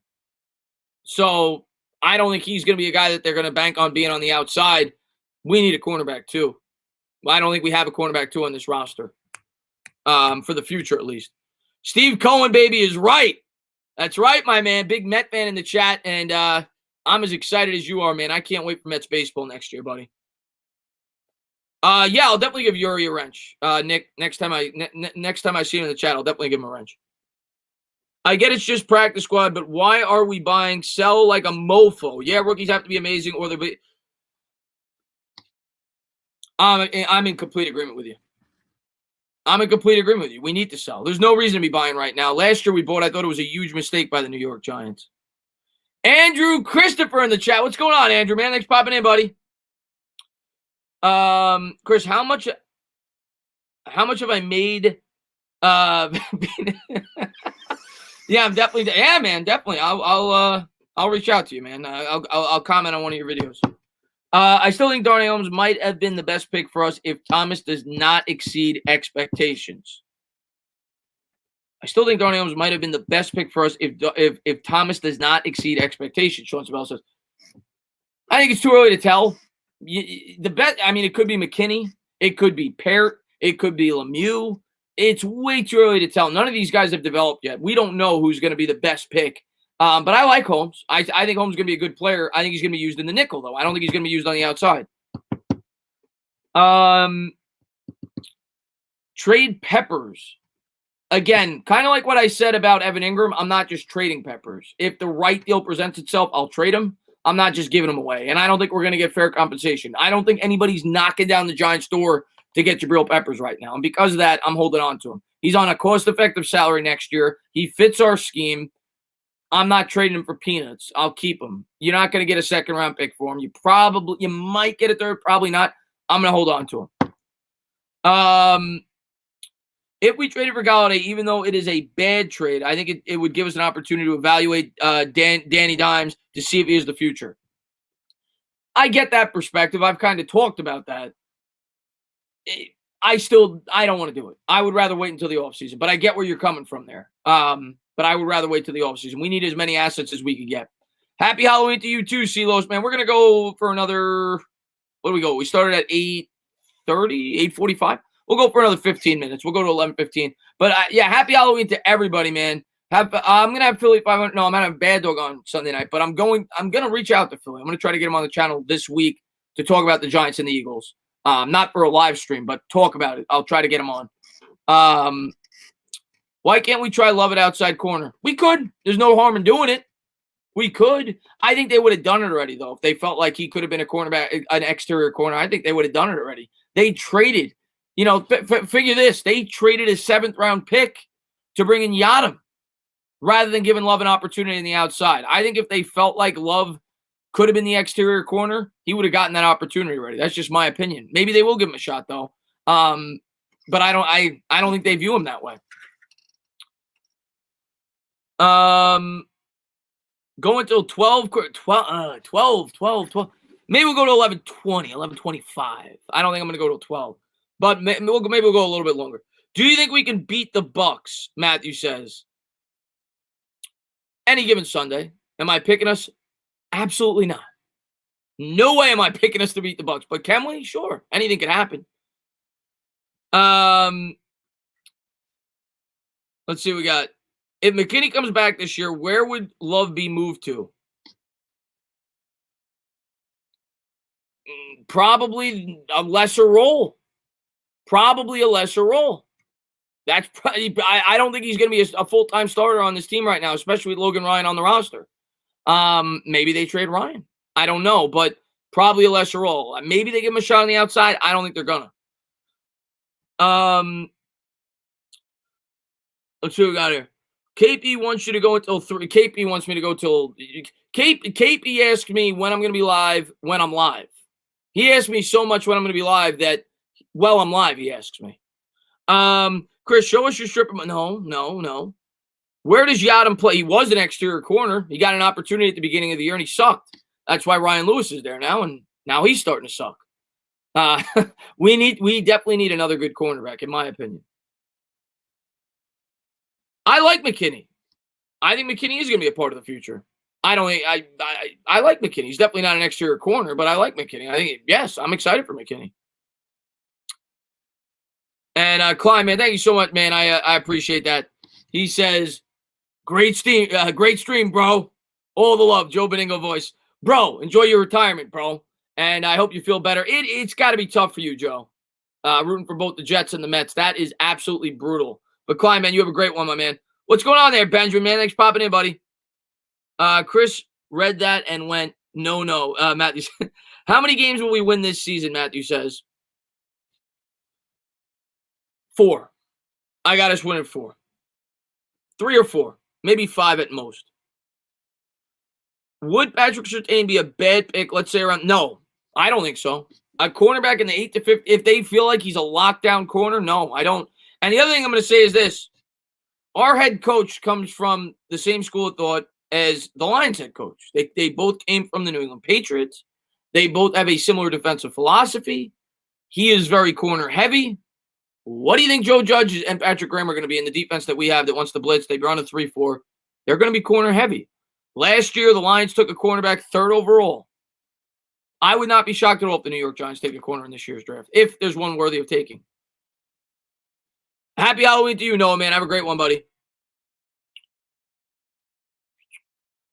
Do you think the Giants... No, I do not. I do not think we're going to win the NFC East. Graham wants to play man, need good corner. I agree. If Rousseau or Sewell is at our pick, who are you taking? If we're staying at 2, I'm taking Sewell. He's a generational player. Everything that I've heard about Greg Rousseau is that he could be great, but he's still a project. And he's better fit for the 4-3. If I'm staying at 2, I'm taking Penei Sewell. Chris says he's just a fan, but let's be honest, he's an ESPN analyst. I mean, I try to be unbiased, and I try to cover the team and be unbiased and try to take my fan cap off as much as possible. But at the end of the day, I'm a fan just like everybody else. If the salary cap dips, how does that affect players negotiating contracts in free agency? Nikki says. It obviously is going to hurt them, and you're going to see a lot of players traded at the deadline this year. You're going to see players cut because of the salary cap. If it is dipping, it's going to hurt them a lot, and that's why I don't think the salary cap's going to dip. I really don't. I think it's going to freeze. I don't think it's going to dip. I don't think players are going to sign off on losing jobs. I really don't. And that's basically what that's what would happen. I think there'll be a freeze. I don't think the cap will go up for a couple of years. I think they'll keep it at this year's number, 198 maybe for the next 2 or 3 years to make up for the losses from the pandemic. But I don't think it's going to dip. And I could be wrong. That's just my opinion. Who's the best rookie receiver, and would the best rookie receiver this year, Justin Jefferson? The way he's played, I would say Justin Jefferson's been the best rookie receiver so far. Guy's got like 600 yards and I think he's only played in 6 games. I think Tua posts good numbers tomorrow for the Miami team. I'm looking forward to Tua. I'm actually excited to see Tua. He's got a tough matchup though, man. I actually collect sports cards. Where did I put them? And I've got a bunch of Tua rookies. So I like Tua. I think Tua is going to be really good. But I don't like this matchup tomorrow against the Rams. But I got a couple of Tuas. I got a couple more, too. These are the ones I'm sending in to get graded. But I like Tua. I'm excited to see Tua tomorrow. But I don't love the matchup against the Rams for his first opponent. What's going on, Harrison the Bunny? Thanks for popping in the stream, man. Claypool is the best rookie receiver. Claypool has played very well, too, T. Savage. I got to say Jefferson, though, the numbers he's been putting up for Minnesota. Do you think the Giants will allow fans? No, we're halfway through already. No. I mean, and if they allowed fans, I mean, we're 1-6 right now. They probably wouldn't even get the fans to come. No, they would. I'm kidding, but do you think Dallas comes back if they sign Fitz, or are they done? I mean, they could still win the division, but they're not doing anything this year. I'm very excited. Yeah, Rolly, I'm with you, man. I can't wait to see Tua. I think Tua. The only question I have with Tua is, can he stay healthy? If Tua could stay healthy, he's going to be great. I think he's got a great situation over there. I think he's got a great head coach. I'm very excited to see Tua Tagovailoa. I am. I think he's going to be great. He's just got to stay healthy. I worry about his health. CeeDee Lamb's rookie year is being well, they got a lot of weapons over there. So I knew that that CeeDee Lamb wasn't going to post up huge numbers because they have so many weapons in Dallas. How many rookies will start on the O-line on Monday? At least 2. Lemieux and Thomas for sure. We'll see if they start Parrott, but I think Lemieux's starting. Please pray we don't get exposed at primetime again. It doesn't matter if it's primetime, 1 o'clock, 4 o'clock, we get exposed. So hopefully we don't this time. Bro, I still don't understand why you take Rager over Jefferson. I thought Mims. Did they take him over? I don't remember. Yeah, I think Minnesota did pick after the Eagles, didn't they? They did. How did the Philadelphia Eagles take Jalen Rager over Justin Jefferson. Everybody was complaining about Denzel Mims. They took him over Justin Jefferson. Justin Jefferson might lead the league in receiving yards this year. And he's only played in 6 games. Thank you, Eagles. Thank you, Eagles. And Raymond, man, thank you very much, man. I appreciate it, man. He says, who's a better GM, Gettleman or Joe Douglas? I try to defend Gettleman. I think Joe Douglas has done a good job for the Jets. So I think so far, I think he inherited a really bad. He's kind of like Gettleman in a way that he inherited a horrible situation. I don't like the idea of moving on from Sam Darnold as quickly as you are. And in my opinion, I think the Jets are intentionally losing. That's just my opinion from an outsider's perspective looking in. But he was not a Joe Douglas guy. The Jets inherited a horrible situation. You got what you could for the players that you traded. You got assets. You're doing exactly what Miami did. I think it's the right decision by Joe Douglas. So I actually think Douglas is doing a pretty good job for the Jets. We'll see how you do in the draft. But obviously, Mekhi Becton looks like a hit. We'll see what you do in the draft. We'll see. Denzel Mims hasn't done much for you guys this year. I think he's been hurt. But yeah, I like that you're getting draft assets. And if Trevor Lawrence is the real deal, that offensive line should be even better next year as Mekhi Becton continues to mature. You got a lot of assets. So I actually think Douglas has done a decent job for the Jets, even though your record may not indicate it. But I don't think Gettleman's as bad as people think either. I don't think he's horrible. I think he's middle of the pack, maybe a little, he's mediocre, but I don't think he's atrocious. But I think Joe Douglas is doing a pretty good job for the Jets. Nick the Wake, man, have a great one, buddy. Anthony, man, have a great one, my man. Yeah, I know Mims went second round. A lot of people thought the Eagles were going to take Mims, though. Jets let the Bills beat them with field goals. They are definitely losing on purpose. I think they're losing on purpose. The New York Giants, Bill Parcells, made what the Patriots are. He did. Bill Belichick. Chris, when are you going to do a 24-hour show? Oh, God, Roldy. That I don't think I'll ever do. I don't think I'll ever do that. It's just not me, man. I don't think I could be on stream for 24 hours. I enjoy doing what I do. I usually try to give you guys at least 2.5 to 3 hours when I do a Q&A. Obviously, I do the games. Sometimes I'll stream for 6 or 7 hours in a day when I do double headers, but I don't think I could do that, man. 24 hours is a long time. 24 hours is a long time. Jack, man, thank you very much. He says, I always love coming to these streams after a long day. Keep it up, Jack, man. I really appreciate it, man. All right, here's what I'm going to say. Here's what I'll say, Kevin. Here's what I'll say. If I hit 100,000 subscribers, which isn't going to happen anytime soon because I don't do, like Bad Dog does the Lakers streams and he gets a ton of subscribers from doing that. I'm going to continue to do what I do. I'm going to still do the Giants, the Mets, the Knicks.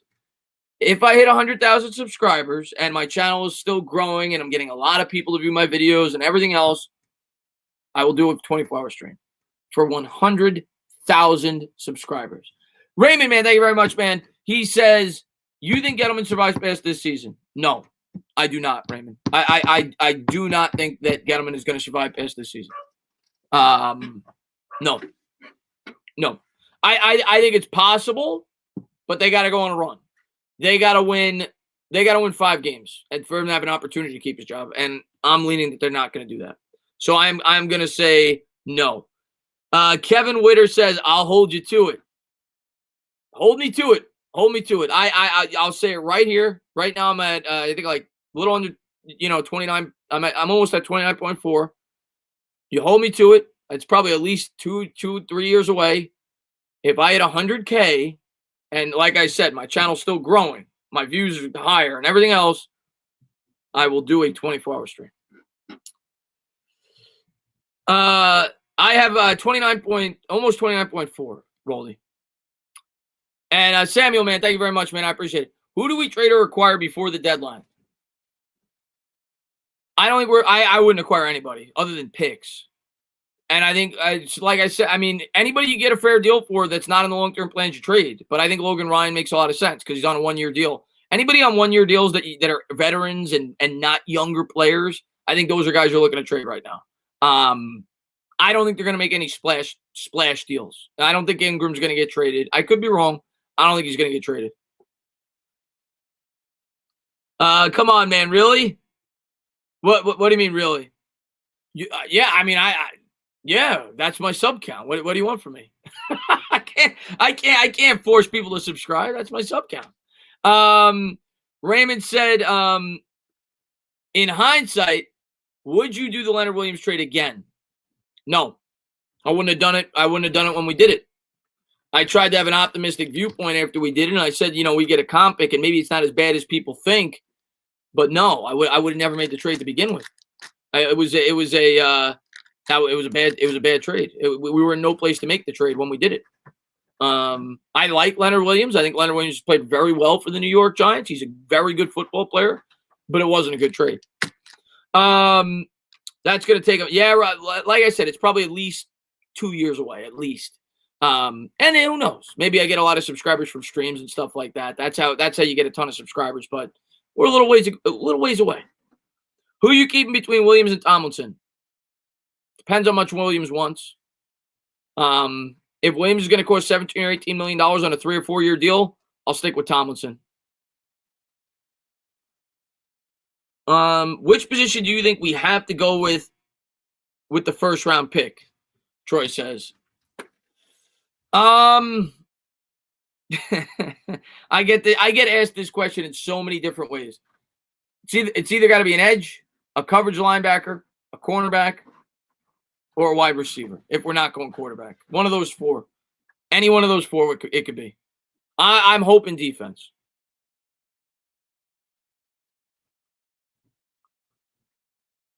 But once the Giants start winning, your channel will explode, Chris. Yeah, I mean, listen, I could if I was streaming like basketball like crazy, it'd go really quick. But I want to stick to New York sports. I never really care about the sub count. I try to stay consistent. I try to talk about my teams. So I don't care about the sub count. I care about building a community. And you guys are the best, man. So if I ever hit 100K, that'd be incredible. But I'm happy with what I have. I'm very happy with what I have. Raymond, man, thank you very much. Thoughts on trading Ingram? My thoughts on trading Ingram, for the right deal, I'll do it. I'm not rushing. I'm not rushing to trade him just to trade him. I'm trading him for the right price. I'm not rushing to trade him just to trade him. Demon Man, thank you very much. 97 Peyton Manning projected to be drafted by the Jets. He said nah and stayed in college. Trust me, the Jets will not get Trevor Lawrence, and he will do the same. As far as Ingram as a player, Raymond, he sucks. The guy can't block. He drops passes. He sucks. He's a guy with athletic ability, but he's never reached his potential. But I'm not trading him just to trade him. As far as Peyton goes, yeah, if I was a Jets fan, that's what I would worry about. T-Man, go ahead and ask your question now. I just saw this. He says, great live stream, even though I screwed up. I sent $5 and did not include a question. Ask your question now, T. Ask your question now. But 97, trust me, the Jets will not get to. I could definitely see Trevor Lawrence forcing a trade. I could definitely see that. I don't think he'll play in college another year, but I could definitely see him forcing a trade. But ask your question now. I don't like that you wasted $5. I'll look for it. T. The Jets are gonna have the number one pick. They might. Thoughts on Mel Kiper as a GM? I like him. You're kidding, Bavith. You're kidding. His hair looks crazier than mine. Okay, his hair looks crazier than mine. That alone, I'm not hiring him as the GM. Do the Cowboys keep their wide receiver? No, I think they look to trade away in the offseason. They look to trade away one if they can. They're definitely not going to keep it intact long term. They're not going to be able to pay all three of those guys at the same time. Maybe one more year of those three together. But long term, absolutely not.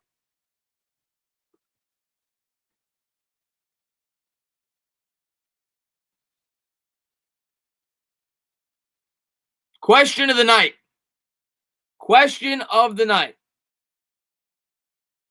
Benji Bop Edits asks, do you like the Giants?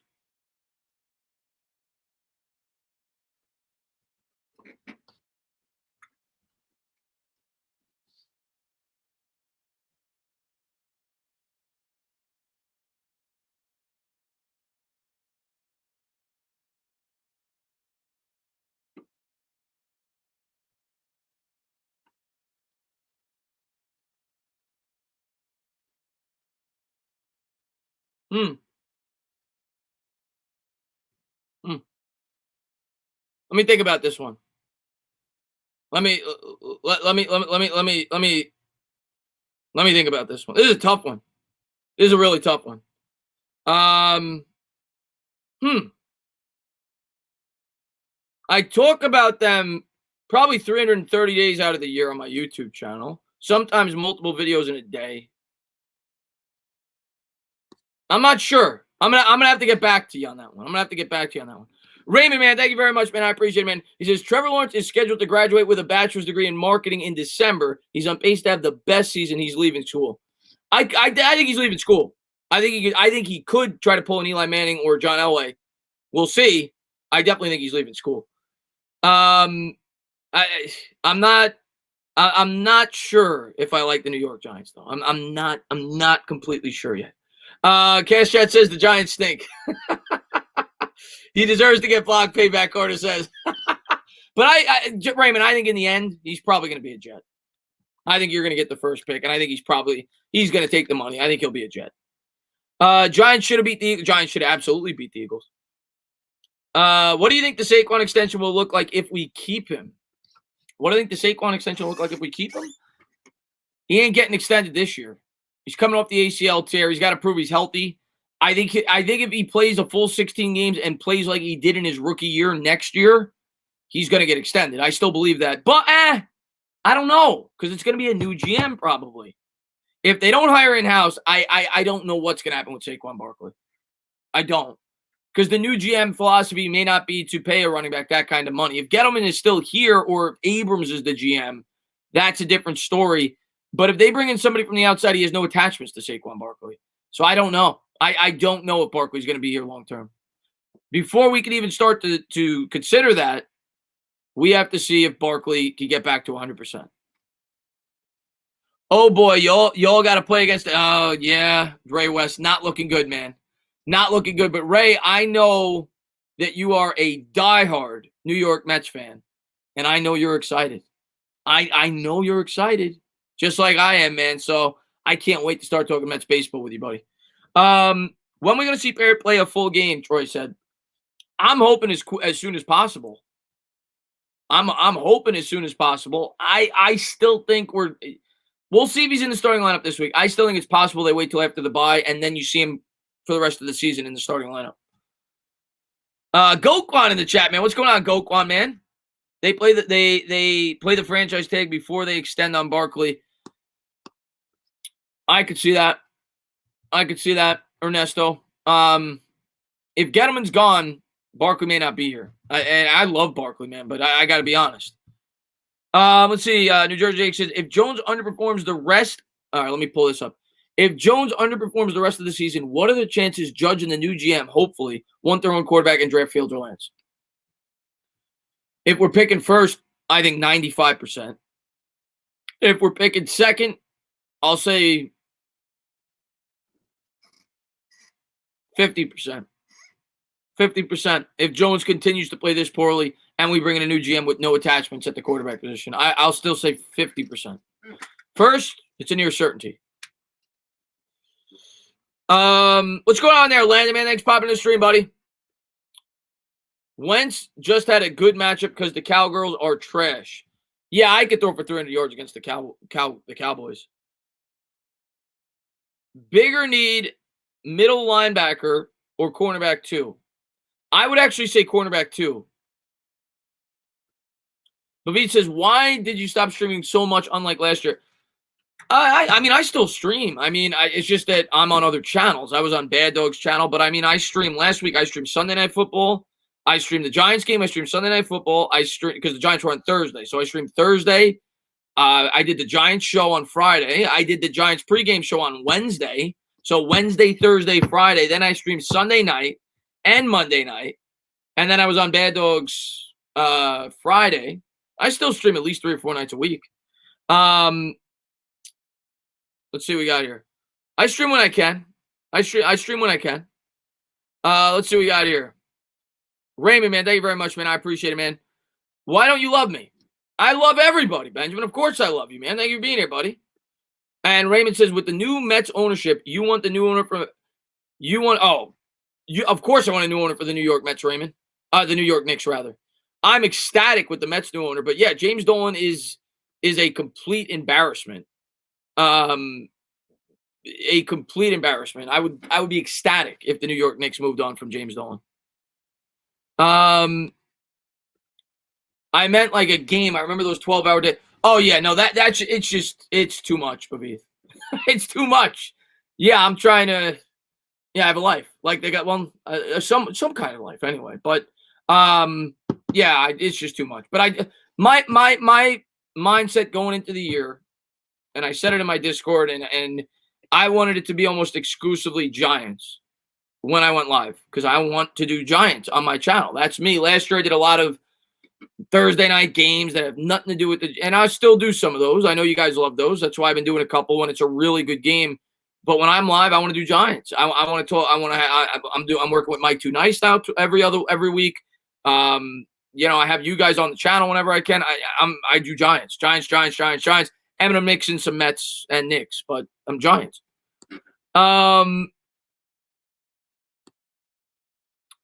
Sign Baker off the prison league waivers. Jersey Jake says he'd be an improvement of what we got right now, even with the shackles on his ankles.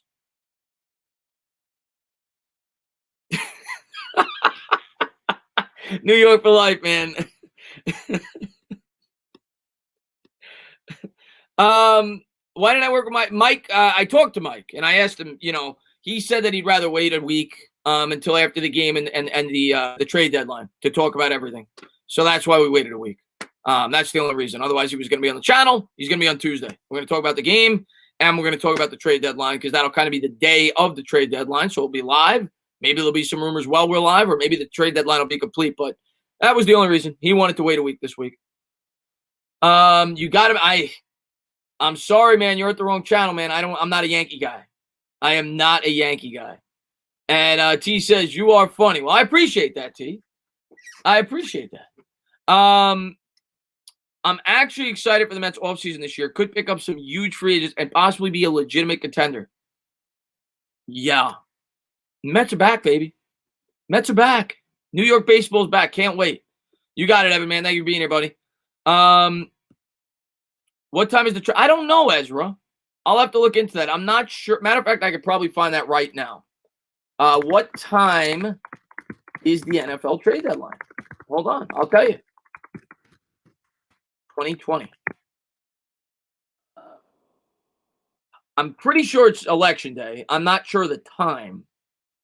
Here you go. November 3rd, which is election day, 4 p.m. So 4 p.m., November 3rd, Tuesday. I think that's Tuesday, right?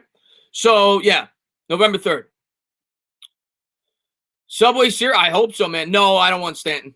I want nothing to do with Giancarlo Stanton. The guy makes way too much money. I get the Yankees did it because the Yankees just don't care about money. That was he might have the worst contract in baseball. I never understood why the Marlins gave it to him. The guy had 1 year in his entire career where he stayed healthy, and he was unbelievable that year. And when he's healthy, he's great. The guy gets hurt every single year. I want nothing to do with Stanton for the amount of money he makes, but he's a good player.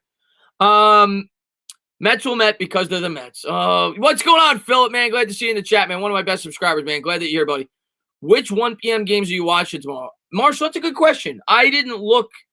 AJ, are you in the New York, New Jersey area? Because I don't know what games are on TV tomorrow in my area. So I'm not sure.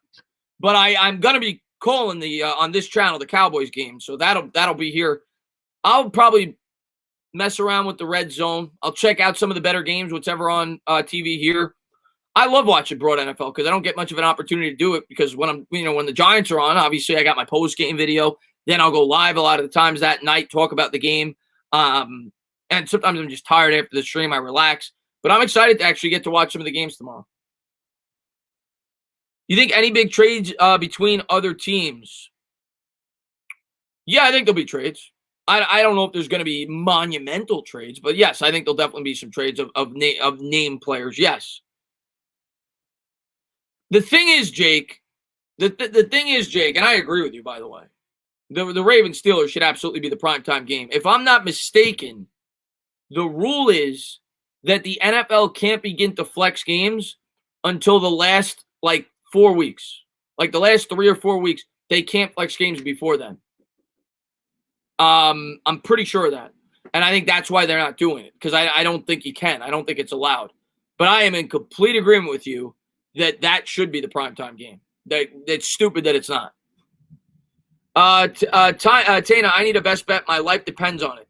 Okay, Devin, you know what? I'm going to do it for you right now. Devin. Hold on. Let's look at the lines real fast since I didn't do my weekly picks this week. What is it? It's week 8. Hold on. Let's do it real quick. Let's look over the spreads right now, Devin. Hold on. And I don't know if these spreads are updated, but this is as of a day ago, so they're probably pretty accurate. I'll give you the games I like. Demon, man, thank you very much, man. I appreciate it. Chris, you're an 8-4 stripper. Hashtag Bitcoin only from Antarctica. See ya. See you at the cornerback game, at the Cowboy game. Stream tomorrow. I'm out, fellers. See you all there. Peace. Demon, man, thank you so much, man, for the incredible generosity. Thank you for being a member of the channel. I can't say thank you enough, man. Okay, so here's the games. You got the Bills and the Patriots. Bills favored by 4. I don't like that game. I'm staying away from that game. The Patriots have not been good, but the Bills to me are kind of like a fake 5-2 team, and I like the Bills. I like the Bills a lot coming into the year. I don't think they're playing as well as their record. They're like narrowly beating teams that I think they should be beating by a lot. They didn't look that good against the Jets last week, but I don't have enough confidence to tell you the Patriots will cover the spread either. I'm staying away from that game. Second game, Titans-Bengals. Titans 5-1, Bengals 1-5-1. 7-point spread on the road. I love the Titans to win that game, obviously. But it's on the road. The Titans have been playing so well the last 2 weeks, though. Titans are another team, though. It seems like, and I got to go back and look at their schedule, it seems like they play down to the level of their competition. Like, they barely beat the Jaguars week 1. And I remember, I think the Broncos they barely beat. Like, they barely beat some bad teams early on. I know they're starting to hit their flow. I'm not in love with that game either. I'm not in love with that game. Raiders-Browns. Browns favored by 2 at home. I'd pick the Browns, but the Raiders are pretty good. Maybe people are buying into the Browns right now because they blew out the Bengals. I'm not super confident in that. I could easily see the matter of fact, I think I'd pick the Raiders, but I wouldn't feel confident betting on it. Colts-Lions. Colts favored by 2.5 on the road. I think the Lions are going to win that game. Again, not super confident. Wouldn't bet it. I like the Lions in that game. I got your game. If this spread is accurate, I've got your game. I've got your game right now. This is the first game that I love. Lock it up. Packers favored by 6.5 at Lambeau against the Vikings. Packers. Lock it up. Love that game. Love it. I think they're going to blow them out. Chiefs-Jets. Chiefs-Jets. Chiefs favored by 19.5. That's a lot of friggin' points, man. That is a lot of friggin' points. Because I could easily see the Chiefs being up by like 24 and the Jets getting the backdoor cover. 20 points is just too much. Like, if I had to pick, I'd probably pick the Chiefs, but I would never bet on that game. Rams at the Dolphins. Rams favored by 3.5 in Miami. Tua's first start. I actually like this game. I don't love it. I love the Packers game. I don't love this game. I like it. The Dolphins have been playing better, but I like the Rams a lot. The Rams have a good defense, a rookie quarterback. He's had some time to learn, though. I think Tua is going to struggle in his first start. I like the Rams to cover the 3.5. I don't love it, but it's probably my second or third favorite spread so far. But I could easily see the Rams winning by 3, but I like it. Steelers, Ravens. Steelers at the Ravens. Ravens favored by 4. Give me the Steelers, man. Give me the Steelers. Give me the Steelers getting 4 in Baltimore. Steelers are 6-0. Where's the respect? They just went out there and they blew out the Titans. I'm not fully bought in on Lamar Jackson. I think he's a great talent. I think he wins football games. He's got a career record of 24-4. They'll probably win this game, but if I'm getting 4, I think the Steelers can force Jackson to maybe make a turnover or 2 and they keep this close. Again, not a lock, not close to a lock, but I like the Steelers. Chargers at the Broncos. I love that game. I like it. I like it. Chargers favored by 3.5 in Denver. I like it. I think the Chargers cover. Don't love it. I like it. Saints at the Bears. Saints favored by 5.5. I kind of like the Bears. I kind of like the Bears at home, getting 5.5. I kind of like the Bears in that game. 5.5 is a lot of points. The Saints haven't been playing that well. I kind of like the Bears in that game. I think I like the Bears in that game. I think I like that game a lot, actually. Niners at the Seahawks. Seahawks favored by 3.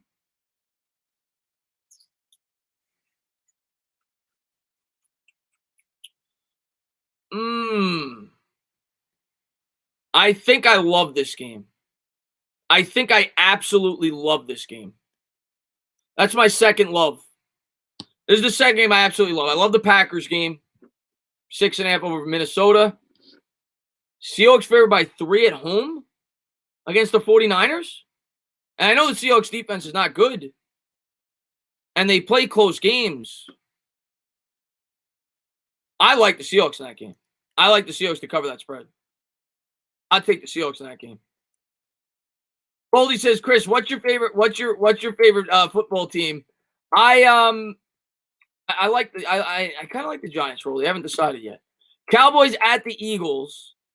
Eagles favored by 11. Don't love this game. I think the Eagles cover, but I definitely don't love it. I could easily see it being a 7 or 10 point game. Matter of fact, I might even pick the Cowboys to cover. I think I'd pick the Cowboys with getting 11, but I don't love the game. And the Giants Bucs. I like the Giants actually a lot, getting 12.5. I think 12.5 is too much. I like the Giants in that game. But if I was picking one game this week, and don't get mad at me if I'm wrong. If I was picking one game this week, like if you were like, I'm betting $500 on one game this week, give me the game that you like the most. I would tell you the Packers. And I don't even think it's close. I would tell you the Packers. I love the Packers. The Packers played the Vikings earlier this year in Minnesota. They beat them by like 21. Like, let's look at the Packers schedule. Minnesota sucks. Somebody said Packers fanboy. Minnesota sucks. Let's look at the Packers schedule. My mortgage F500. Packers is okay, and maybe it is. I don't know. They beat, and it was a backdoor because they beat the Vikings by a lot more than 9 points. It was 43-34. They were up by a lot more in that game. Then they beat the Lions by 21. They beat the Saints in New Orleans by 7. They beat so far it's a 6.5 point spread. Keep in mind this is at Lambeau. They would have covered 6.5 in Minnesota. They would have covered 6.5 home against Detroit. They won by 21. They would have covered 6.5 against the Saints. They won by 7 in New Orleans. They would have covered 6.5 against the Falcons. They won by 14. They would have covered. They beat the Bucs by 28 in Tampa Bay Week 6. The same team that everybody's saying is a Super Bowl. Oh, I'm sorry, they lost. I misread that. What am I saying? They got destroyed last they played. So they lost. They lost to Tampa Bay. Then they destroyed Houston in Houston, 35. Every win they've had this year would cover the 6.5 points. They're dominating football teams. Why in the world would I not like that game? Why in the world would I not like that game? Yeah, Yash, man, have a great one, man.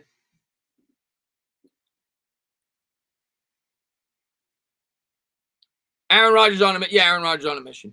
Packers beat every team by 10 plus. Vikes defense is trash, giving up 20. Yeah. Yeah, but Minnesota's not a really good team. We're talking about this week specifically. They're going to they should dominate Minnesota. Minnesota's 6.5. They should destroy Minnesota. Minnesota sucks. They should destroy Minnesota. Remember when I said all offseason the Steelers would be good? Yeah, I missed it. Did you like the Colts to cover the spread? Let me look again. I don't remember that game. Hold on. Line has gone down, and it was 6.5. Now 6. Bet it. I would bet it. But don't get mad at me if I'm wrong. I could easily be wrong, but I like that game. Let's see. Colts game. I remember thinking the Colts game was a good game. I'm trying to find the spread. Let's be honest. The Giants are winning by at least 30. I think they'll win by 40. Funkop says, remember when the Vikings and the Seahawks had a good deep? Yeah, it's been a while. It's been a while. Where's the Colts? I'm trying to find the Colts. Jets, Chiefs, Vikings. There it is. Colts, Lions. I'll tell you what, man. And if you watch my channel, you know that I like the Lions more than most people. When the year started, I thought they'd win 8 or 9 games, and contend for a 7 seed. And I think they've won 2 straight. They're 3-3. They're at home. The Colts are good though. It's not a game I'm confident. Colts favored by 2.5. I think it's a coin flip game. So I would take the Lions, but I definitely think either team could win. Like, I think it's a coin flip game. That's one of the better games of the day. The Colts are the better team. The Lions are at home. I think it's a coin flip game. It's a really good game. And Afghanistan, I appreciate it, man. Do you think we have a realistic chance to upset the Bucs? No, not a realistic chance, but a chance. I like the Lions too, just like when the Browns beat the Colts. Yeah, trade Ingram for Eric Flowers. Trade Ingram for Eric Flowers. At least Eric Flowers could play the guard position. Giants, come on! I want to pick the Giants. I got to be honest. How can I pick the Giants against the Bucs? The Bucs are great right now. They could win. I'm giving them a puncher's chance. Am I going to say they have a good chance? No. Trading, yes, and yes, Trey. Colts coming off a bye. Okay, I didn't know that.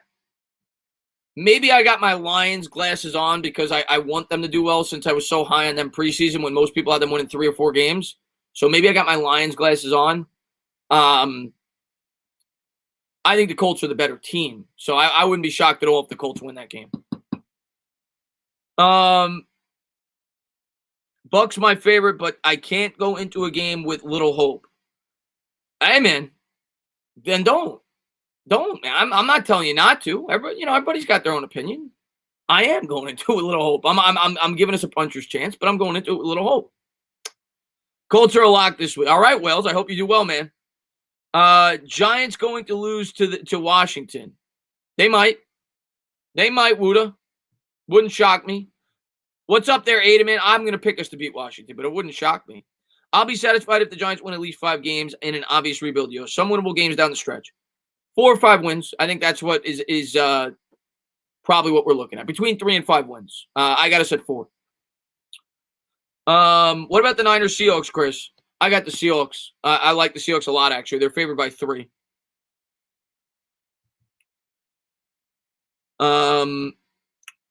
I'd love to see us lose by 7 or less against the Bucs. I think we're going to lose between 7 and 10. I think that's the number, between 7 and 10. I'm going into Monday night with hope, but I'm also not watching it just so I don't get stressed. Philip, I don't blame you. I mean, I have to. I watch every game because I'm a lunatic, and plus, obviously I stream the games. But I can't blame Giants fans for being stressed out with this football team the way they've played. Giants are going to get blown out by the Bengals. I don't think we'll get blown out by the Bengals. Tana, take my face off the. Oh, your face is on the main screen. My bad. Hold on. We'll put somebody else up there. There you go, Michael Anthony. What's up, broski? Love the show. Been a long time watcher. My upset pick is the Pats over the Bills. I could see it. I mean, all right, let's look at the Bills real fast. I said that when I was saying the game. I don't know. I think the Bills will win, but I don't think it's a shoo-in at all. The Bills, and I'm Michael, if you watch my channel, you know I'm high on the Bills. I was very high on the Bills last year, and I was very high on them this year. Going in, I think I had them probably as the third best team in the AFC, and their record indicates that they are right around there. But you look at the Bills' schedule, man, they don't impress me. Like, two of their 5 wins were against the Jets, and they only put up 18 points against the Jets last week. They didn't score a touchdown against the Jets. They got killed in Tennessee. Kansas City, I give them a pass. They have 2 impressive wins. At the Las Vegas is a really nice win. They beat the Rams at home, is a nice win, but they nearly blew that lead. Like, they had like a 20-point lead in that game. They beat Miami in Miami by 3, and they only beat the Jets by 10 the first time. 2 of their 5 wins are against the Jets. So I could see New England winning. I wouldn't be shocked at all. I wouldn't be shocked at all. I don't think that's a horrible pick.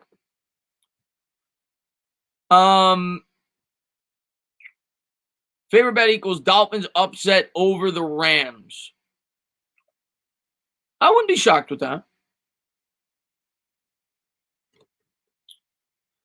Do you think the Giants will have some growth in the O-line if they win with Matt Parrott and Shane? I think they'll have some growth in the O-line if they could run block and pass protect. Win, lose, or draw. I'm not, a win doesn't necessarily mean they improved. Well, it probably will if they win this game, but give Daniel Jones some time, open up some holes in the running game. I don't think, I don't want to get people's hopes up for Shane Lemieux. I think he could be a very good player, but I'm not going to go in there with expectations that he's going to have a flawless performance in his first game. He's a rookie guard that was drafted in the 5th round. I'm not going to, if he struggles, don't be surprised. I don't want people to go in with unrealistic expectations. I hope he plays great. He could, but I'm not going to go in with crazy expectations. Who's the better rookie quarterback, Burrow or Herbert? AJ, I'm going to tell you, we're going to wrap this up in a minute. I went later than I thought I was. I think this quarterback class is dynamite. Like, I think it is dynamite. Like, if these guys could stay healthy, Burrow looks fantastic. Herbert looks fantastic. Tua's got fantastic talent if he could stay healthy, and I'm excited to see him play tomorrow. Jacob Eason is a guy nobody talks about. Jacob Eason, if he gets an opportunity to play for the Colts next year, you look at the situation that kid is in. He's got Frank Reich, one of the best offensive minds in football. He's got an offensive line that's absolutely loaded. They drafted great weapons this year.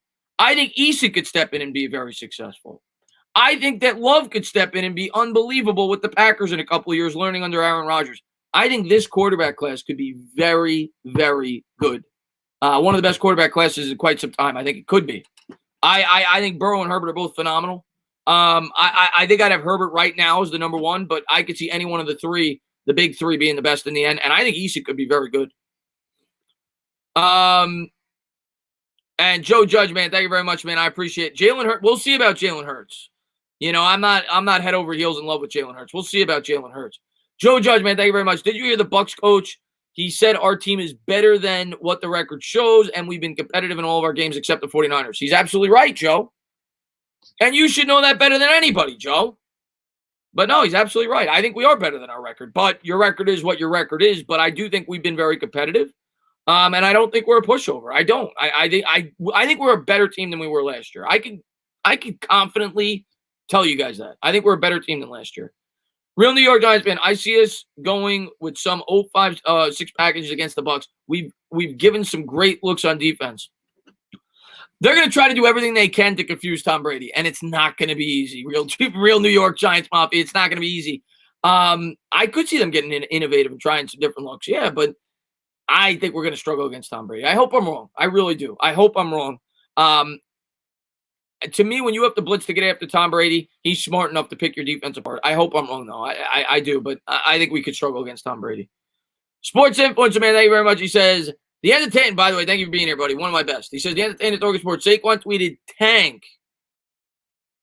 He must be hacked. I'm so confused. I don't know if you heard about this.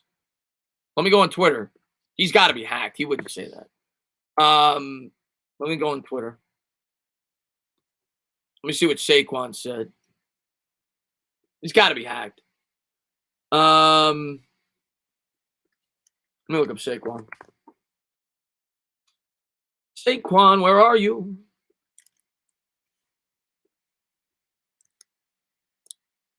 He did write tank. He's got to be hacked.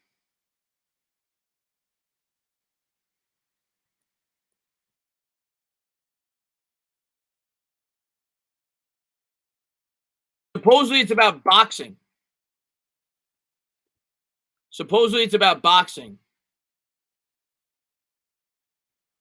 But probably not the right thing to do. Probably not the smartest thing to tweet if you're Saquon Barkley. Probably not the smartest thing to tweet if you're Saquon Barkley.